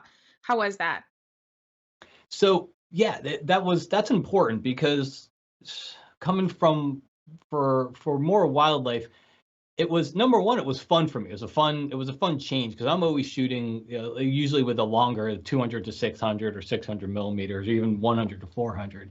So that was a fun change, number one, to step back to 70 to 200 and include more of the habitat, which you saw in some of those photos, where I'm able to include the landscape around. And that's not always easy to do with a long 200 to 600, because you then have to walk backward in order to make it happen. And because of compression and all those other things, you're also not going to get the same shot that if you're shooting with a 70 to 200. And then all of a sudden, you're sitting there and maybe everything flies away from you and goes to a further distance that you can't get to. Now I reach in the bag, I don't have to put another lens on, I put the 2x converter on. And it was great. About half of the photos you saw that just ran through there were taken with the 2x converter. And it's often said that teleconverters are not, are going to be too soft for, especially, close up, wildlife photography like that. And I would disagree. Every one of those shots is razor sharp. I looked at them on my computer, and really, as I was looking through, I didn't know if it was a shot where I had the teleconverter on or I didn't. It wasn't like I could look at the photo and say, oh, that one's soft, I must have had the teleconverter on. Everything was razor sharp through and through. So I wouldn't hesitate. If I did have to put a converter on, I wouldn't hesitate to do it. I saw some comments earlier as we were going through the A7 IV from people asking, is this good for bird photography? And well, the answer is, of course it is. It's a great hybrid camera, and the testament to it is the fact that you're using an Alpha 1, and that's what you used with this lens, right? And a lot of the features in the A7 IV are carried over from the Alpha 1. So what has been your experience with using this combo? And is this something that would be kind of like a sweet spot for bird photographers, for people who are asking? Okay, so there's a lot there we can talk about. I would say, yes. I actually haven't used the A7 IV, but I'm excited about it because, the number one, the A1's it's a top of the line camera, And so I often will need a backup body that I want to perform the same. And the A7 IV looks amazing, especially with bird eye autofocus, which works impeccably. As long as you're close enough, works great with the A1. And then Sony, I mean, it's pretty widely known, Sony's autofocus system. Again, I'll speak to wildlife, is just, people are jealous when you're out there shooting. And I go to these places where there's a lot of other people, and people are jealous of it because they see what it can do, and they see that it lets you concentrate regardless of the camera. It's Sony's autofocus system that lets you really concentrate on the wildlife that's out there. As far as the lens goes and the different combinations, I think you have to evaluate where you are, what you're really interested in photographing. So as a landscape photographer, my kit is usually an ultra wide lens, 12 to 24, 14, 24, some kind of in that range. And then some type of a mid-level range. So I'm going to go probably 24 to 105 just because it's light. And then I want to zoom. So for landscapes, getting those intimate scenes can be great. So that's where I've always carried in my landscape kit. I've always carried a 70 to 200. So if that's where you are, great. And I think what this allows you to do, number one, have a lighter kit. Number two, allows you to have that lighter kit, throw a 2x converter or a 1-point converter in there. And that way, if you're out in nature and you're taking landscapes and you like wildlife as well, you can just switch over to that. And now you've got a great wildlife lens because you have that converter, and maybe you may or may not need it. If I'm going on a purely a wildlife outing, 70 to 200 is probably not going to be what I'm going to reach for that. But I think it earns a place in the kit just from the aspect of having a full kit if you're going to do landscapes, travel, nature, wildlife, action type photography. I think it's great, and I like portraits sometimes too. So there's no better lens for me for my style of portraits. There's no better lens than a 70 to 200. So it's nice to have that versatility to be able to jump back and forth. Well, thank you, Matt. That was a really awesome explanation. I'm very excited you had a chance to use this lens, because one of the things that I said before is the mark of a pro is you guys make it look way too easy. It's like, oh yeah, no, I'll just go out there and take a photo of a bird, and it's super easy. But I know it's not, and I know that you actually have very long, grueling shooting sessions in order to get those amazing photos. So thank you for doing that with this lens and with all of the other Sony gear. Thanks for all the great educational material you put out. You have some amazing workshops for people who want to learn more about birding photography. And I know that we're going to see a lot more content from you on alphauniverse.com. So looking forward to that. No problem. Thanks for having me. Thanks, Matt. See you later. Bye-bye.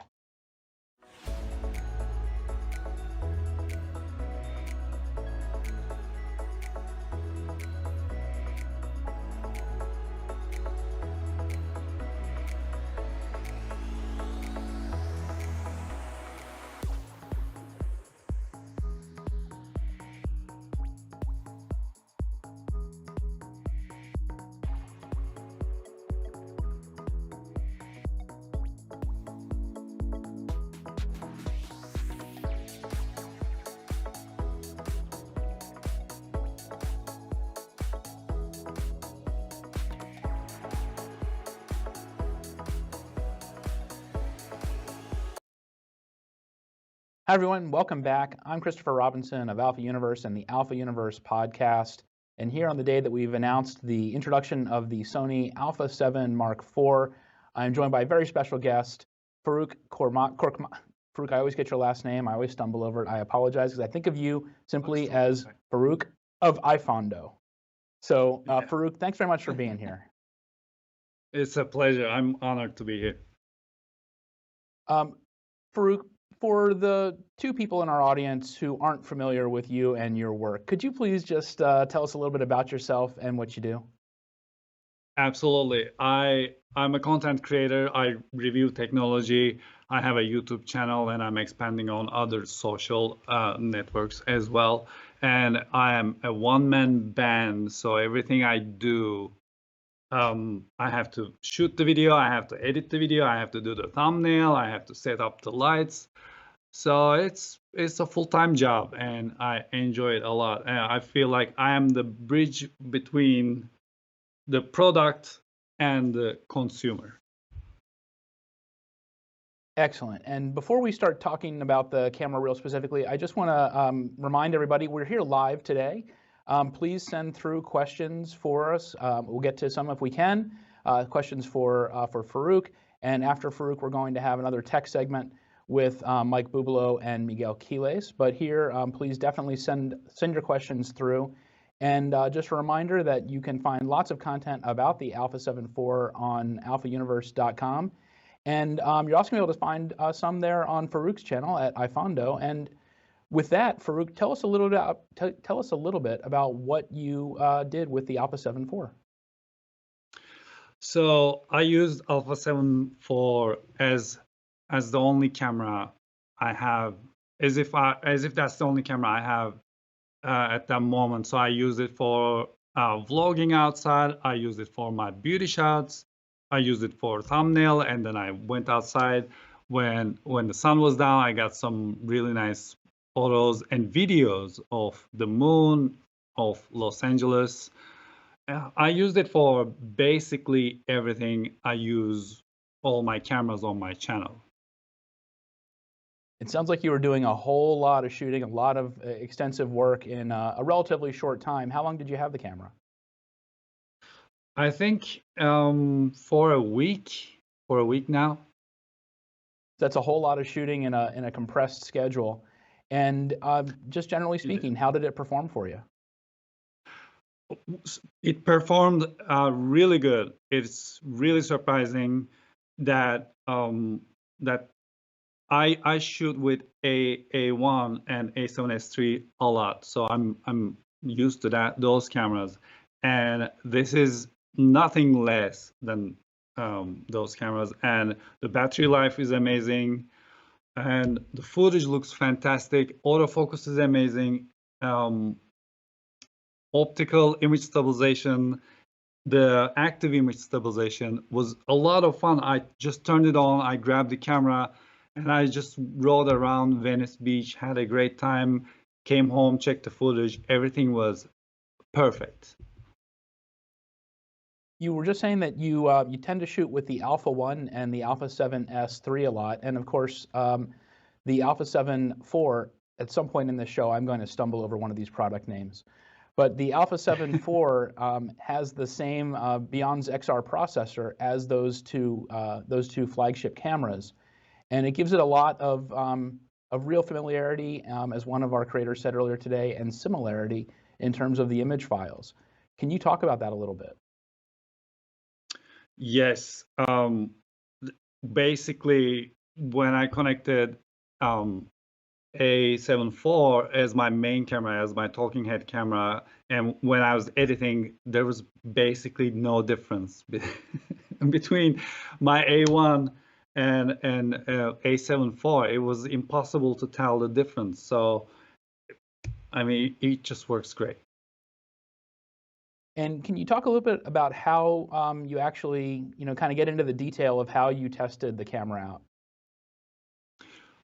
Well, for testing, I did a continuous shooting, and I shot in 4K 60 frames per second continuously, and it was able to shoot for 2 hours and 20 minutes, no overheating, nothing at all. And the only reason it stopped recording is because I ran out of battery.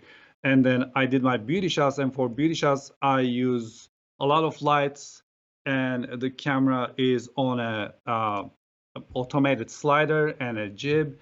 And I usually use manual focus, but sometimes with 16-35, I use autofocus. And that's what I did with this camera. And as I was watching it back on the screen, there was no jump at autofocus at all. It was so sticky to the I shot Aibo, robot dog, Mango, and it was just locked on the dog constantly, and it was so surprising. And talking about that, I also found some hummingbirds hanging outside, so I grabbed the camera, ran outside to see the video bird eye autofocus. and that was very surprising too. It just locks on the bird, even though there were leaves in the front or at the back. It just locks on the birds, and it just lets you shoot a video without any trouble at all. It is really good. And of course, this camera does have that human, animal, and bird IAF in both still and video. And Farooq, did you just say you were photographing or video, shooting video of a hummingbird? Yes, there were hummingbirds outside, so yeah. So a super challenging bird at that. So that's not even just, I think Jenna and or the Azerics were saying earlier that they had been shooting some footage of chickens, which is one thing, but a hummingbird's a very different subject. Oh yeah, but on this instance, I waited for them to land. There's a couple of spots they constantly land and hang out, so I was waiting for them to land. I wasn't chasing them around. So yeah. Gotcha. In my case, they were more, So you did a lot of video shooting with the camera. Can you talk a little bit about how it worked for you, what you were shooting? Absolutely. So I put the 20mm lens on it, and I also brought 50mm f1.2 with me. And I went to Venice. I started shooting in S-Log3, did all the setups, all the manual setups, and I got my footage. And at one point, I thought we have S-Cinetone in this camera, so I'm just gonna switch things to aperture priority and just ride around and see what it can do. It was the most easy footage to put in the video because there wasn't much to edit. It was ready. I just tweaked the saturation to my liking a little bit, and that's the only thing I did. It was also stabilized by the active stabilization, and everything looked really good. There was no miss in autofocus, and the dynamic range is fantastic. I usually put the sun behind me, so my face was nicely exposed. And then I did this test that I call the tunnel test, where I come from the direct sunlight and I enter the little tunnel we have under Santa Monica Pier, and then I get out from the other side to see how the camera can handle the change of light. And for that, I set everything to auto, and the camera was just handling it really well, as if it didn't phase the camera at all. You mentioned the S-Cinetone and the S-Log3, and of course that's a lot of the color science and just sort of filmmaking technology that comes down from the Sony Cinema line, which is a very high-end group of products, led by the Sony Venice. So this camera does bring a lot of that technology, into a very different kind of a camera for a lot of content creators. That is correct. Also, the variable shutter is something I use a lot because I review a lot of phones, and phone screens usually flicker because of their refresh rate. So for that, I need variable shutter, and this camera and a Alpha 1 has variable shutter. It's one of the reasons why I'm using Alpha 1. Having that kind of flexibility on A7 IV is just gonna make your content look that much better, because the devices you're reviewing are gonna look much better. They're gonna look more like the real life. We talked about that briefly prior to being here today. Can you just kind of go a little bit more in detail about that feature and about how that's been working for you? Variable shutter? Yes, please. Yes. So normally, I have a lot of trouble with the light behind me, the yellow light behind me over there, that flickers a lot. So when there's a flicker and then you're changing your shutter speed, when your shutter speed changes from, let's say, from 50 to 60, sometimes that gap is too big and it doesn't change how the light is flickering, the timing of the flickering. When you have variable shutter, you can switch between shutter speeds with minimum increments. and you can find a sweet spot where it's not flickering, and that's the entire thing. It's actually very, very important feature to have on a camera. Yep. Definitely. And we've talked about how you use the Alpha 1 and the Alpha 7S3 as for a lot of your content creation. Is this a camera that you think is going to be an addition to your bag when it's introduced and is available actually at retail? Absolutely, because there are a couple of reasons. First of all, there's no quality difference when it comes to the video, and it's so much easier to carry around a camera. I don't know how to put this, but if I bring my Alpha 1 outside, I'll be guarding it with my life because of how much I paid for it. But with this one, I can be a little more relaxed, and I can use this camera with less worry when I'm outside. And because it doesn't make any difference in most lighting situations, I can use it and combine it with Alpha 1 and A7S3, and you wouldn't be able to tell the difference because they are all in the same fantastic looking video league right now.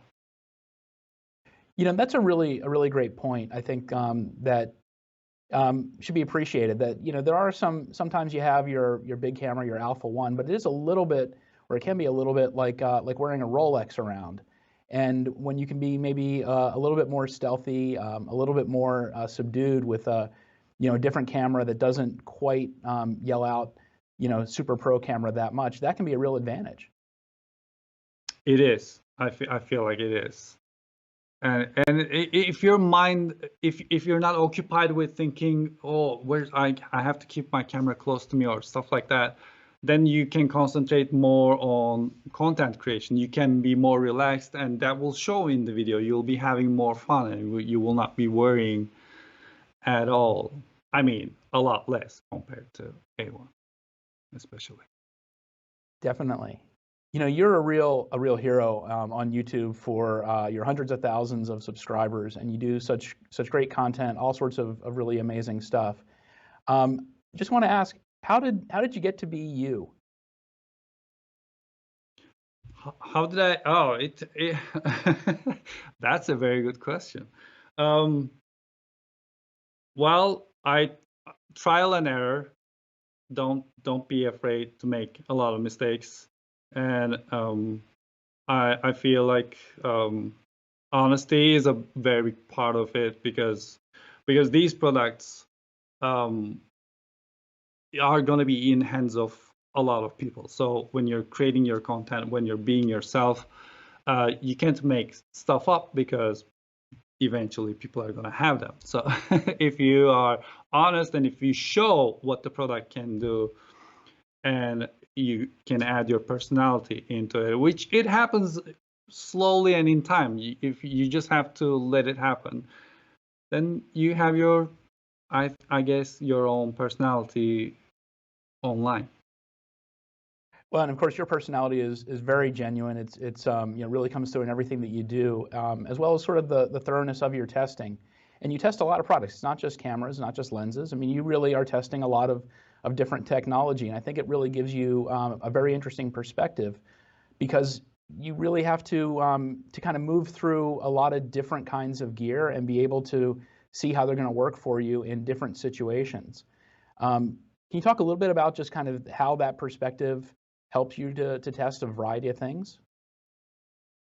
Yeah, I like to concentrate on showing people how they can use a product and how much they can push it, because sometimes there's a product announcement and then that's it, we move on. I want to be in the area where I show you how much we can do with this, because the technology is amazing right now, and we have so many products that does so many things, but sometimes there's so much noise that we miss it. I feel like that's where I'm trying to come in and show what you can do with for example, with A7 IV. That's why most of my video is shot using A7 IV except for its own beauty shots. And so you get to see what it does, let alone me telling you the technical details about it. And I think that gives you the full experience about what they expect from this camera. And I feel like I have the responsibility to know these products and to push them to their limits accordingly. So you know what you're getting when you decide to get one of these products. Yeah, and it's why I was really interested in kind of your testing procedures and also in just kind of how much you did in a short amount of time with the camera, because it feels like you really always want to be very thorough and kind of put your mind in the mind of the person who's going to buy the camera, so that you're trying to shoot the way they would shoot. You're trying to show them where a product is going to work out and how it's going to really fit in with everything that they do. I'm a method reviewer. That's really well put. I like that a lot. I want to talk just for a second about an interesting feature. It's kind of the core feature of the Alpha 7 IV, the resolution, the 33 megapixel image sensor, and how you found that to work with stills as well as when you're shooting full frame video content. That's a really good question. I find 33 megapixels right on the sweet spot, because with 33 megapixels, I also get the APS-C crop. And I talked about this in my video. On a gimbal or on a slider or on the jib, I have to balance my camera, which means if I want to change lenses, I have to balance it again. And usually it gets really crowded here with all the lights, all the cables and everything. So I most of the time don't have time to rebalance everything. And 33 megapixels is so good. It gives you the APS-C crop in 4K. You don't lose any quality. With full frame, it is oversampled from 7.4 K, I think. And then with the APS-C crop, it's 4.2. So no matter what, you're getting really good looking footage, and without changing the lens, you're getting a second focal length, which is fantastic. It's one of my favorite things. And once you're done, let's say you need the thumbnail, 33 megapixels is so good to get the thumbnail shot. You get the thumbnail shot, and sometimes you need to crop in, you need to cut something out, and sometimes you just bring it into your editing program, you bring it into Photoshop, and you realize a close-up look of a certain area of that product is actually more appealing. With 33 megapixels, you have an option. You can just zoom in there and use that as your thumbnail. So all of that was a lot of fun. And when I was taking the photo of the moon, I was able to punch in as much as I like, and seeing all that detail is just fantastic. Yeah, it really is just a great sweet spot of resolution for both stills and for video, I think. You know, when you have ultra high resolution, that can be a really great thing, but it can also, you know, be a bit of a slog for your computer, not an S-log, but a slog for your computer when you're downloading a lot of images. And being able to have that 4K, you know, at full frame without pixel binning just gives you that really, really crisp cinematic looking video image. It looks really good. So please definitely check out Farooq's review over at iPhondo. And is it iPhondo or should it be iPhondo? Am I mispronouncing it, Farooq? It's like avocado. It's iPhondo, but I got used to hearing, you know, I don't hear it differently anymore. So it's like iPhondo. It's just usually trying to switch towards my name eventually. I think that's what's going to happen, but yeah. So definitely check out Farooq's review of the Alpha 7 IV on his channel. Stick with us on alphauniverse.com for more Alpha 7 IV content. And Farooq, thanks very much for being here today. It's really been a pleasure. Thank you so much for having me. Thank you so much.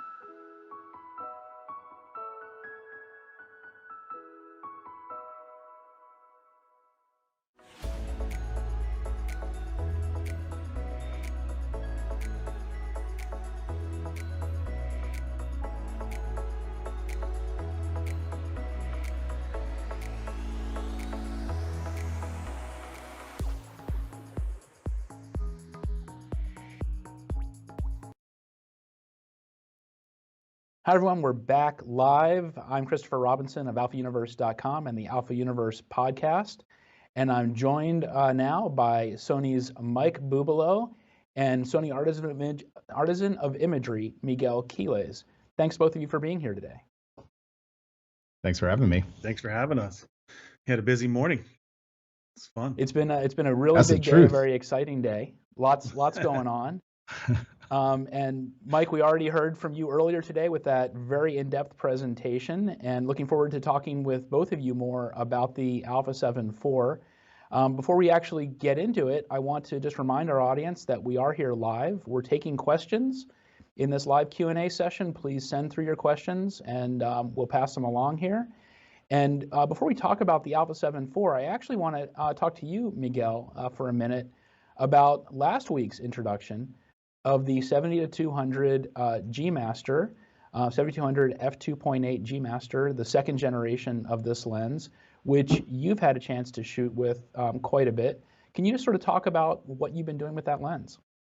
So pretty. I've been doing everything with this lens. I mean, it is a fantastic lens. I've done several portrait sessions in the studio, did some outdoors, took it out for family events this past week. And I mean, wow, it's a fantastic lens. I was a big fan of the version 1 70-200 G Master. I felt like at the time that was probably the best 70-200 that had been made up to that point. And then I tried this, and Sony always tends to do that. They just have a way of making something that's already really great even greater, and they definitely did that with this lens. What have you been shooting just specifically with the lens? A lot of studio portrait sessions. For me, primarily by trade, I'm a headshot photographer, studio photographer. So I've done several portrait sessions, using it the same way that I would use my other prime lenses. So I'm shooting, wide area continuous focus with, models doing what they do, subjects doing what they do. And the lens does a fantastic job at tracking. A week ago, or about 2 weeks ago. Actually, when was the announcement? I guess that was about a week ago. At that point, it was a week ago. I feel like it's like time is just breezing by. At that time, I was using this with the Alpha 7R4 and with the Alpha 1. And of course, the performance was, I had hair a week ago and now it's all gone. It was just amazing. But then, the Alpha 7 IV comes in, and so immediately started using it with that. And it was this weird thing where, had you not told me that I was using the Alpha 7 IV, I would have thought I was using those other cameras. So the performance of the lens is awesome. Excellent. And you have, as we just said, you've had a chance to use the new lens with the Alpha 7 IV. How's that combination for you? I mean, it's kind of the dream combination. I think that for me as a portrait photographer, if I look back over the course of the last 10 years that I've been doing this professionally, the 70-200 millimeter focal length has always been my go-to focal length. The problem has been in the past with those lenses that even though you would get great image quality, you get that great flexibility, being able to shoot at those various different focal lengths, the trade-off was that the lens was heavy. And so oftentimes you'd either have to go one of two options, one of two ways, which would be to either use a tripod, which kind of limits your creativity in some way, because you have to adjust your tripod. If the person's tall, short, you want to get a lower angle. There's a lot of adjustments that have to be made. And then, if you're hand holding the lens for any period of time, it's going to be heavy. And so that's going to wear on your shoulders. It's going to wear on your back. And I think I said this in the video, but when you start to get physically tired in any kind of way, your creativity goes out the door.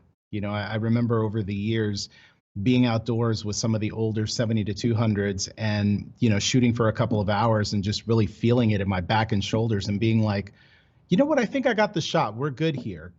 And part of it is not that I know I had the shot. It was just, man, I really don't want to hold this lens anymore. I think we're good. That's not going to happen with the 70-200. I've shot Matter of fact, the other day I shot all day long, almost exclusively with the 70-200, which is something that I would never do, with older lenses in the past. So. I'd actually like to transition away from the lens for a bit here now and talk about the Alpha 7 IV. And both you guys have had a chance to use it.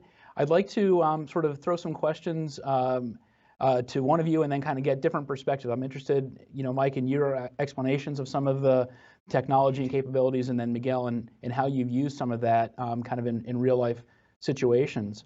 And I'd like to start with the resolution and the 33 megapixel sensor. So Mike, can you talk a little bit more about that? Of course, yeah. So at the core of the camera is the heart of the camera is this new back illuminated 33 megapixel sensor. And for a lot of people, 33 megapixels is that sweet spot where you still have 9 more megapixels than the 24 on the Alpha 7 Mark III, and not quite as much as the Alpha 1 or Alpha 7R Mark IV. So it still gives you tons of room to be able to crop. It gives you tons of room to be able to make large prints. And beyond just the resolution also helps you in terms of video, because you're going to be able to utilize all of those pixels and give you 7K oversampling for just 4K output to be able to get really ultra realistic image quality and output from the camera. So I think 33 megapixels is pretty awesome. And this is coming from someone who's a huge Alpha 1 user at 30 frames per second at 50 megapixels, even for, my kid running around the yard. My hard drives are filling up pretty fast. Not saying that 33 is much smaller, but resolution matters, and 33 to me is pretty sweet. So definitely. And Miguel, can you talk a little bit about how that 33 has worked for you, kind of in real world situations? Absolutely. It's kind of funny to think that just 6-7 years ago, Alpha 7R was 36 megapixels. And that was kind of like the king of high-res cameras. And now we're getting a so-called entry-level, right, basic or beyond basic camera that's 33 megapixels. So, to me, that resolution is a really sweet spot when it comes to like everyday photography.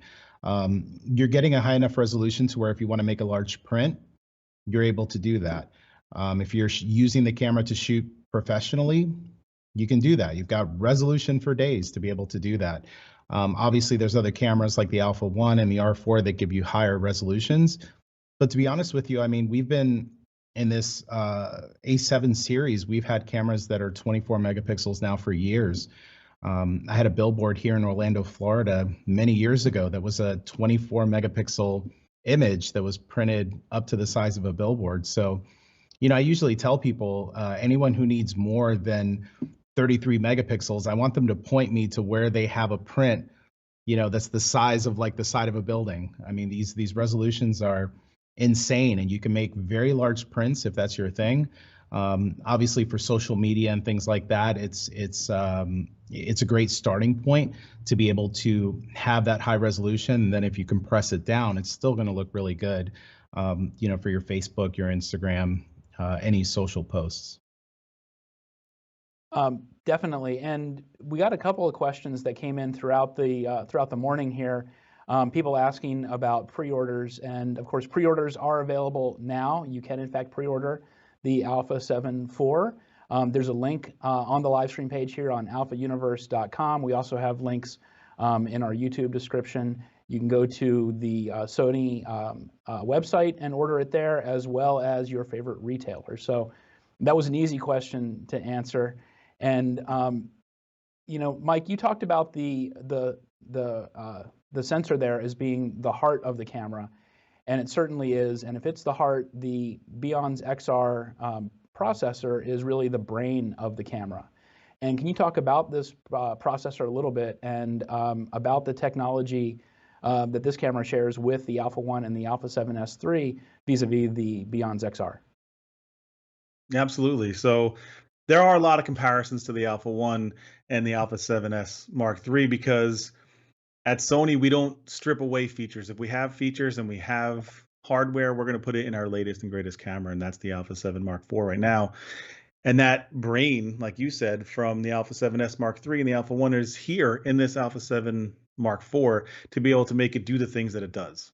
And it's 8 times more powerful than what you had in the Alpha 7 Mark III. And this enables us to do everything. It's like a processor in your computer. It enables us to be able to compute and be able to make all those calculations, to do autofocus, to do live streaming for the video formats, everything, even your buffer technology, even the connection to the flash is all controlled by that brain of the camera to be able to do all these fine calculations and to be able to focus the way it does, for it to be able to, focus on the pupil of the eye of a bird in video, are things that, aren't capable without using this processing engine. So I was over the moon when I saw it. I knew it was something that it was a little bit of a wish to be able to see our flagship sensor processing engine in this camera, but I was glad to see it because now you really do have that cross-platform consistency with all the cameras.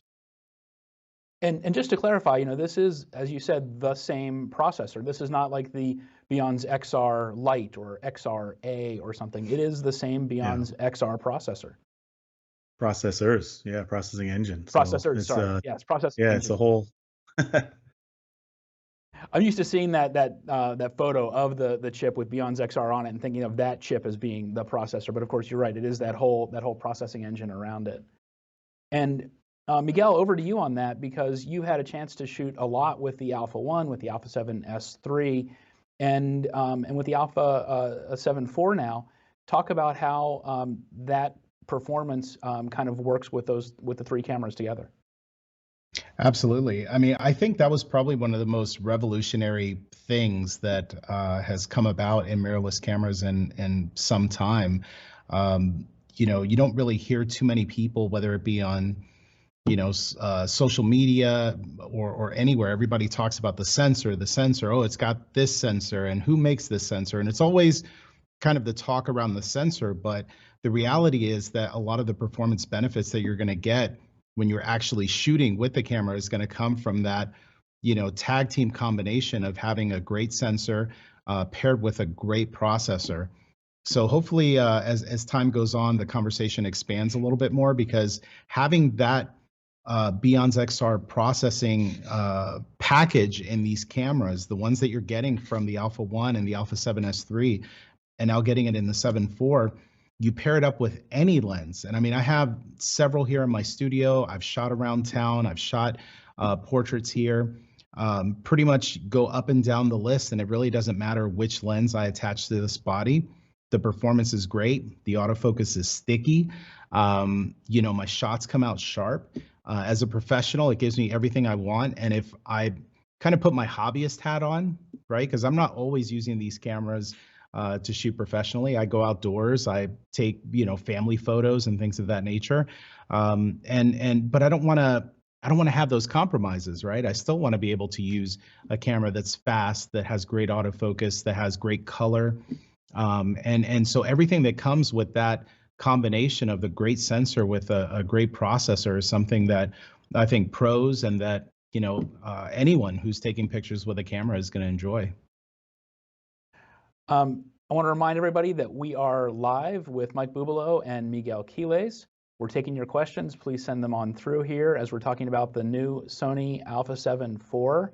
And continuing along with some of that performance, I want to talk about the autofocus system in this camera. And Mike, over to you. This is the same autofocus system that we find in the Alpha 1, correct?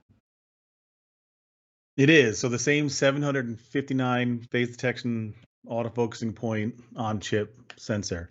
So that's not to say that it's the same exact performance as the Alpha 1, because remember, the Alpha 1 being, the king, is a stack sensor. So it's able to do calculations much faster than any camera in the world. But it is the same focusing system, meaning that, and with that same processor, we're able to get unbelievable performance where we're going to get some of the best autofocus out there. And I always like to talk about how good autofocus has been getting, because over the last 8 years since we've been perfecting autofocus, it's really become a tool that you can completely and utterly rely on. No matter where the person goes throughout the frame, whether they leave the frame and come back or something goes in front of their face, it's always going to be focusing on the pupil of their eye. if it's not a person, if it's an animal or a bird, you're going to be able to get the same performance. It's going to be almost infallible when it comes to your subjects. And even if it's an object, you can trace and capture that object wherever it goes. And again, it's to the point now where you can just let the camera do the work, and you can just worry about capturing the best expression, capturing the best composition, and being able to actually worry about the visual part of it and not having to manipulate the camera to get what you need to get. Even in a crowded situation like a game or a basketball game, you're going to be able to have someone and select priority of that person and track them wherever it goes. And I'm just jealous I didn't have this back in the day when, I was able to shoot a lot more. So it's just something that we can all really appreciate, and it's at the level now of, like you said, the Alpha 1, and it's just sticky, like Miguel says. And Miguel, kind of picking up on that, as someone who, makes a living, photographing people and getting that really perfect focus, on someone's eye, and having that not be a distraction. How has that worked for you, and how important is that for you? I mean, that's everything, being able to get a shot, that reflects the quality and reflects the investment that you've made in your equipment is everything. It's kind of funny because we're now in 2021, we're at the point now to where these cameras, as far as the technical side of things, getting acquiring focus, tracking a subject throughout the frame, the camera, you can pretty much bet your life on it. Like it's going to do what it is made to do, and it's going to do it really well. And just like Mike was saying, it opens you up now to like, okay, so I don't have to worry about the focusing. I could just worry about the creativity. I can worry about building rapport. For me as a portrait photographer, I have to build rapport with the people that I'm photographing. Oftentimes I have to do it very quickly. If I'm working with a client, we have a certain period of time that we have in the studio where we get to work together, and I don't have time to really be kind of fighting with my camera to do the bare basics of just getting a shot in focus and tracking the subject. And I remember those days doing that with 35 millimeter cameras, with DSLRs. And again, here we are in 2021, where now that's a thing of the past. It's now really up to you as a photographer to be creative and to get the most that you can pull out of an individual to get great shots out of them. Talking about video for a minute now, Mike, the camera has the ability to shoot with. I want to make sure I'm going to read this one, make sure I get it right. So it's 4K 30 10-bit 422 with no pixel binning. I realize that was a whole lot of techno alphabet soup there. But can you talk about that? Because that's at full frame, right? Yeah. So again, bringing it back to the processor, the processing engine, is that we're able to do 10-bit 422 all-eye 600 megabit per second video. And if in 4K, we're going to be able to utilize the entire sensor, no pixel binning, no full pixel readout. So you're going to get the best possible video quality that you can get out of a camera. If you want to go a little bit faster, like 4K 60, we'll be cropping down to Super 35. And even in Super 35, we're going to be able to get 4.6K oversampling. So you're going to be able to get even better, higher detail and rendering than you would get in traditional 4K. And the camera also does good slow motion in terms of HD, because in full HD, you're going to be able to get 120 frames per second. So it's going to have really good 5x slow motion as well. But in order to be able to get that 4K 30p full frame, no line skipping, no pixel binning, and be able to have 7K oversampling, the video out of it and the image out of the video camera is just really spectacular. Looks really good. We deal with a lot of this technology every day of our lives, and it's easy to lose sight that some of the terms that we're kind of throwing around here aren't super well understood. And so with that in mind, we got a question about pixel binning, asking exactly what is pixel binning. And Mike, could you just maybe explain a little bit more about pixel binning and why it's important not to have pixel binning? Yeah, absolutely. So a lot of cameras, believe it or not, especially when video started to start in ILC cameras, where if it sees similar detail and similar color range within a few pixels, it's actually going to take all those pixels and combine them into one. So it's going to put those pixels in a bin. So instead of reading every single pixel to be able to give you very true image quality, the same way that stills do, cameras at certain times will bin pixels and put multiple pixels and make them into one pixel to be able to make processing faster, to be able to do things a little bit quicker. But when you do that, you can get little moire. If you ever pause on a picture and you see some lines, or you see some moire or some jaggies on some details, that doesn't happen when you have full pixel readout. So you always want your video to basically be a whole bunch of consecutive still images with the quality of those still images. And that's what full pixel readout means without line skipping and without pixel binning. Thanks for that, Mike. And Miguel, over to you, because we've been talking now, up till now, a lot about your still photography and your incredibly accomplished, still photographer and portrait photographer, but you've also become a very well-known YouTuber, and you're shooting lots and lots of video these days. And let's talk with you a little bit about how much that 4K, 30p without pixel binning in full frame, and then actually even being able to shoot in the Super 35 format, still getting extraordinary resolution. I realize I'm running through a whole bunch of stuff there, but how important is that for you and your work? I mean, it's super important. Nowadays, I have a whole assortment of different cameras that I use at my studio to film my content. And then, of course, I have a separate package of equipment that I use when I go shoot on location and shoot outdoors.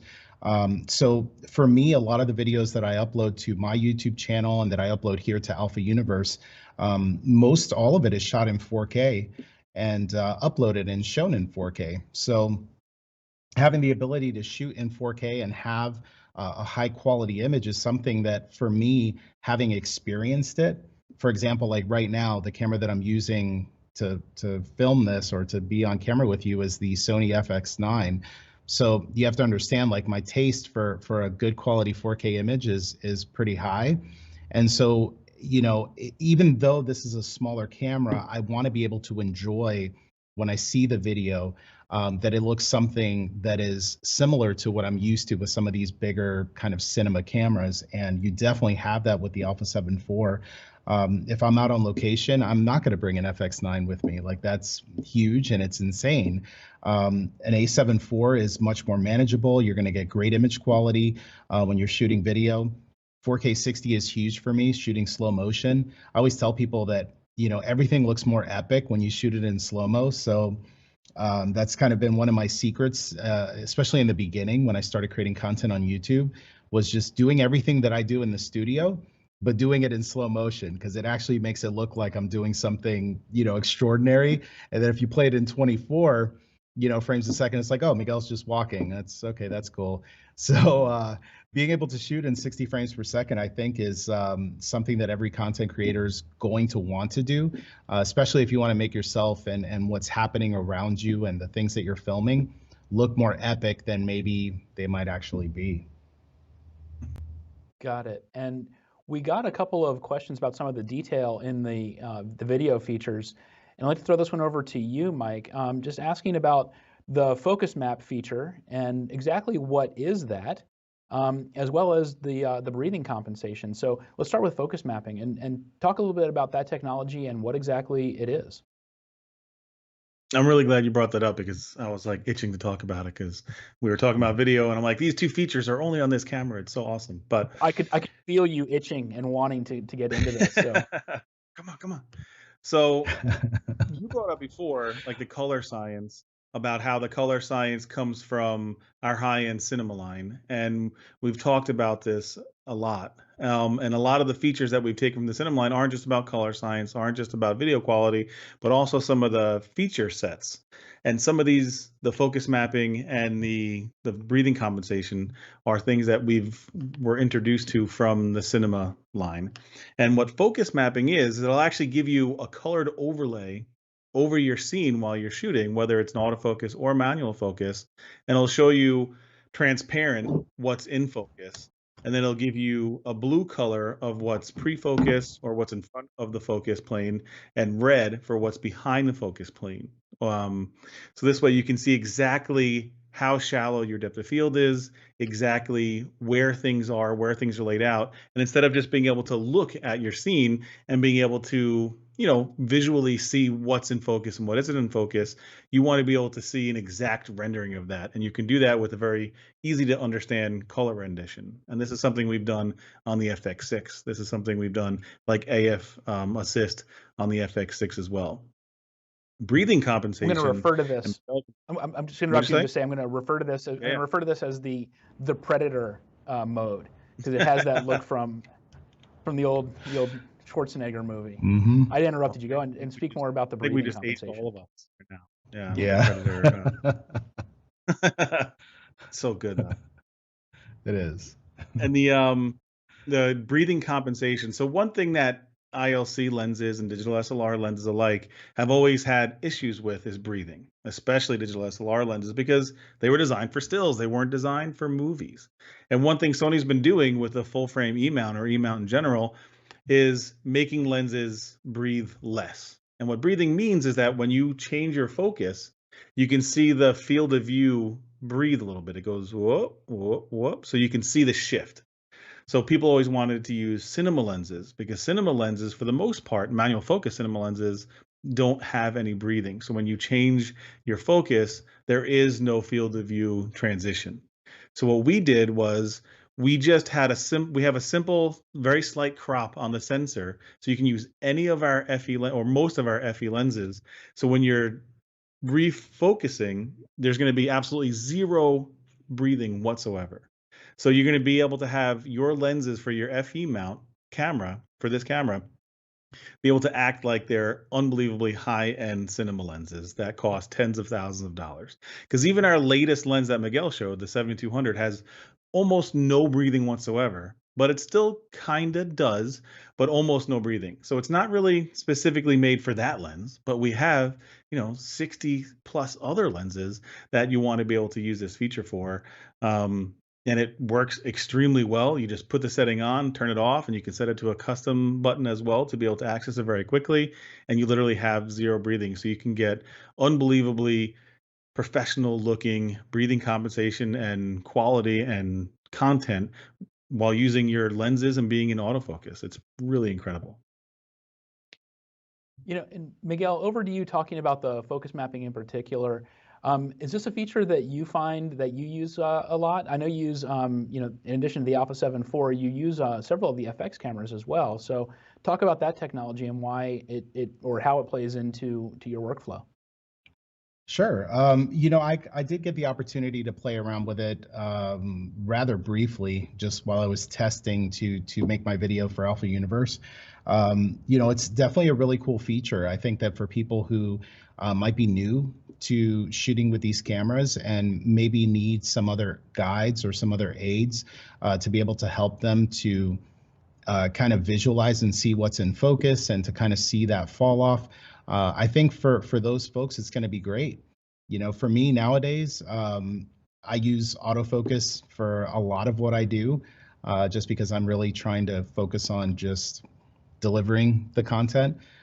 So for me, I don't use it as much, but I could see certain situations where, maybe if I'm manually focusing for a product beauty shot or something to that effect, that I could see the focus map feature kind of coming in handy. But man, the autofocus on these cameras is so good. It's I tend to rely on that quite a bit more, but it's cool to see that they have this feature and that they have this technology for those people that need it. Got it. We're a little bit low on time. I want to get into a question that we got about the in-body image stabilization, and in particular the active mode, which we've talked about during the show today. Mike, can you talk a little bit more about what the active mode is?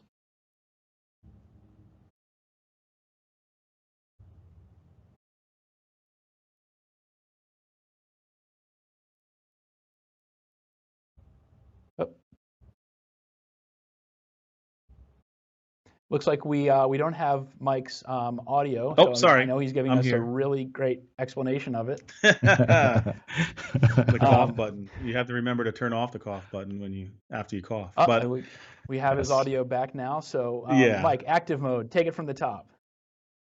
Take it from the top, my bad. So active mode stabilization it utilizes the in-body stabilization, the 5.5 stop stabilizer that's in the camera itself, and takes it a step further for video purposes. It makes the video content look like you're holding a gimbal. It's so steady and works extremely well. And one of the great things about active mode stabilizer is that metadata from the stabilization unit and all the information from the gyroscope is actually in the metadata of the file itself. So you can put it into a third-party editor after the fact and be able to get really, truly professional editing capabilities of not just the video itself, obviously, but of also your stabilization. So this way you can have a slight crop on your sensor and be able to get this active mode stabilization to give you a more aggressive, more stable approach to stabilization than you normally would get when you're shooting just traditional stabilization in stills. So it really is, and everyone that uses it, it's the same technology that we've used on the Alpha 1 that we've used on the Alpha 7S Mark III. It gives you unbelievably gimbal-like quality in your stabilization when shooting video. It's awesome. And then over to you, Miguel. Have you used the active mode, and talk about, if you have, about how it works for you in the content you shoot? Absolutely. I've been using active mode for as long as it's been available. I think it's one of those things where when you're out on location, you want to be nimble. You don't want to have to bring a whole bunch of gear. I mean, I have a whole studio full of sliders and jibs and stands and all kinds of different things. But when I go shoot on location, if I'm going to do kind of a talking head video or vlog style content, I don't want to have to bring a bunch of stuff with me. I feel like the more that I bring with me, the less creative, the less nimble I can be to kind of react to different situations. So having that active mode stabilization on these cameras, again, from the very first, which I can't remember exactly which one it was, but since it's been available, I've used it on every camera since then, and it comes in handy. It keeps it takes a process which normally I would do in post-production that takes a little while, and sometimes I'll go through a whole video and forget to do it, and then I realize that afterwards, I got to stabilize that footage. But oftentimes the clips coming off the camera don't require any stabilization. They just look good as is. So that opens me up to go spend more time with graphics and music and other things that will hopefully make the experience of watching a video more enjoyable. Guys, we could talk about some of this technology for hours and hours. We've been talking about a lot of this morning. It's been a great show, but we are going to have to leave it there for today. I want to remind everybody to subscribe to the Alpha Universe YouTube channel and to tune in to alphauniverse.com for more content from Miguel, for more of Mike's wisdom, and for more content about the Alpha 7 IV, the Sony 70-200 f2.8 G Master 2nd generation, and all the other products that we have, that we cover. And I want to thank you guys both very much for joining us here today. Really appreciate you taking the time out. And we're gonna leave it there. And thanks to our whole audience for sticking with us today, for being with us for this live stream on the Alpha 7 IV launch event. Thanks, guys. See ya.